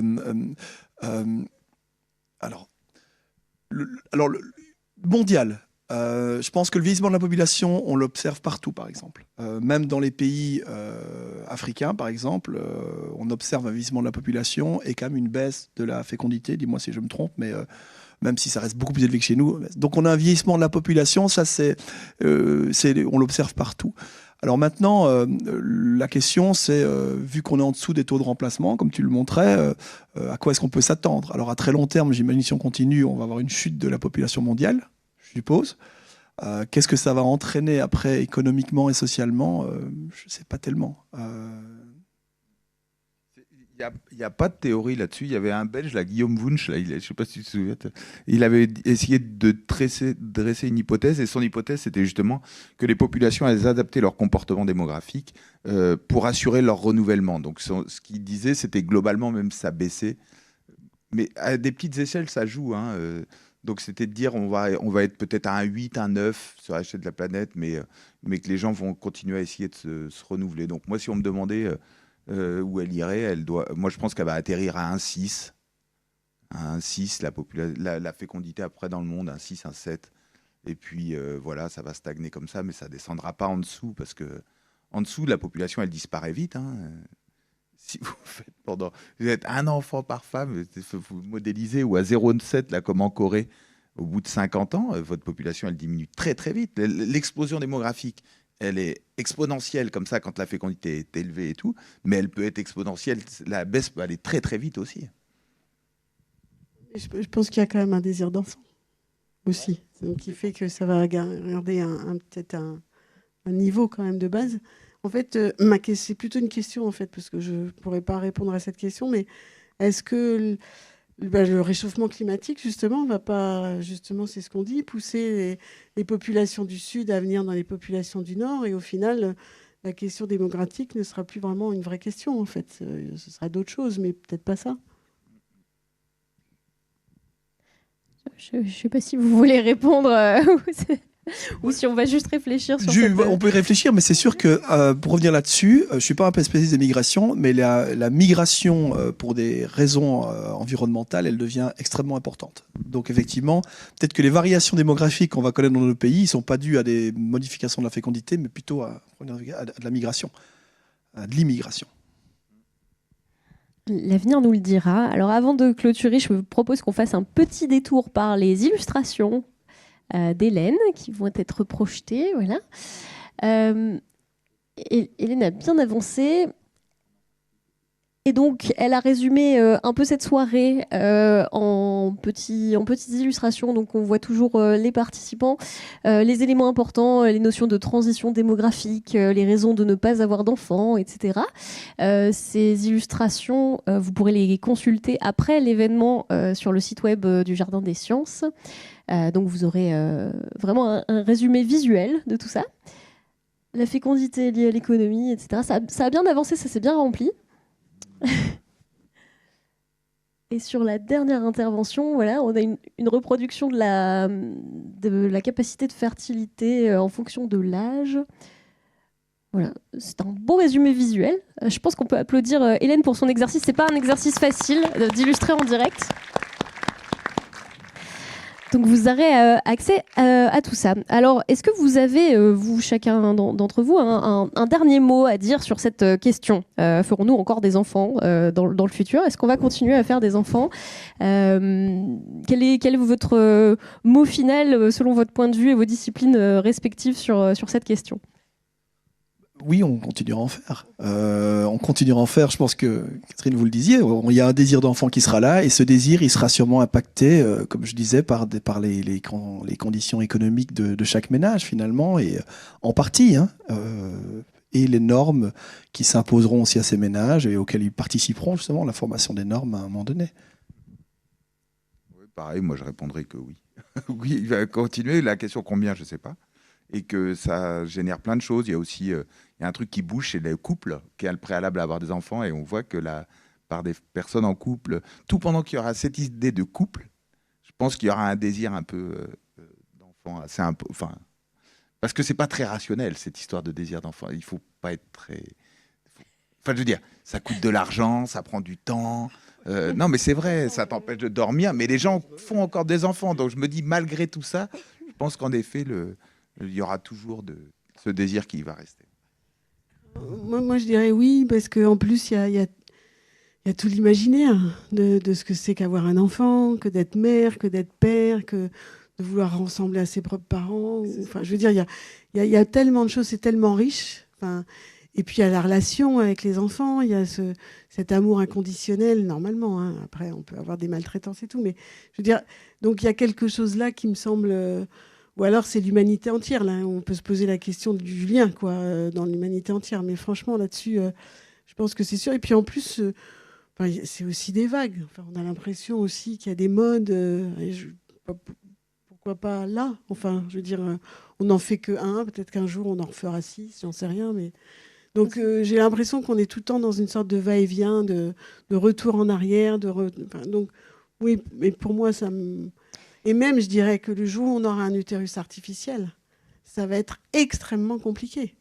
D'abord parce que les femmes qui voudront porter leur enfant, on va les regarder de travers. Elles ne pourront plus bosser. Voilà. Et ensuite, on va quand même frustrer un certain nombre de personnes, je pense. Donc ça va être... voilà. Est-ce que c'est une bonne chose ou une mauvaise chose ? Ce que je retiens en tout cas, c'est que les scénarios ne sont pas si catastrophistes si on se base juste sur la fertilité, sur la fécondité, etc. C'est pas vraiment un gros problème actuellement le fait qu'on fasse moins d'enfants. Et puis au final, chacun est donc libre de ne pas se sentir trop coupable de faire les choix qu'il veut pour lui-même. On pourrait dire ça. On n'est pas encore dans un scénario catastrophe où tout le monde doit se lancer dans le réarmement démographique. Très bien. Merci en tout cas pour ces interventions-là. Je pense qu'encore une fois, on peut applaudir nos intervenants pour leurs apports très enrichissants. Si vous avez aimé Épique Époque de ce soir, n'hésitez pas à revenir au prochain événement qui aura lieu le 5 décembre. La question sociétale qui sera abordée, c'est: le langage détermine-t-il la société ? Je veux pas vous divulgacher l'échange, mais on parlera entre autres d'écriture inclusive. Donc n'hésitez pas à revenir. Pour celles et ceux qui ne sont pas là mais qui nous écoutent, continuez à écouter les épisodes et déplacez-vous la prochaine fois. C'est sympa aussi de l'écouter en direct, en présence au Planétarium. Merci à tous et toutes encore. Merci le Jardin des Sciences, le Planétarium pour cet accueil. Merci la RCF pour la rediffusion. Et puis, je vous souhaite une très bonne fin de soirée et à bientôt.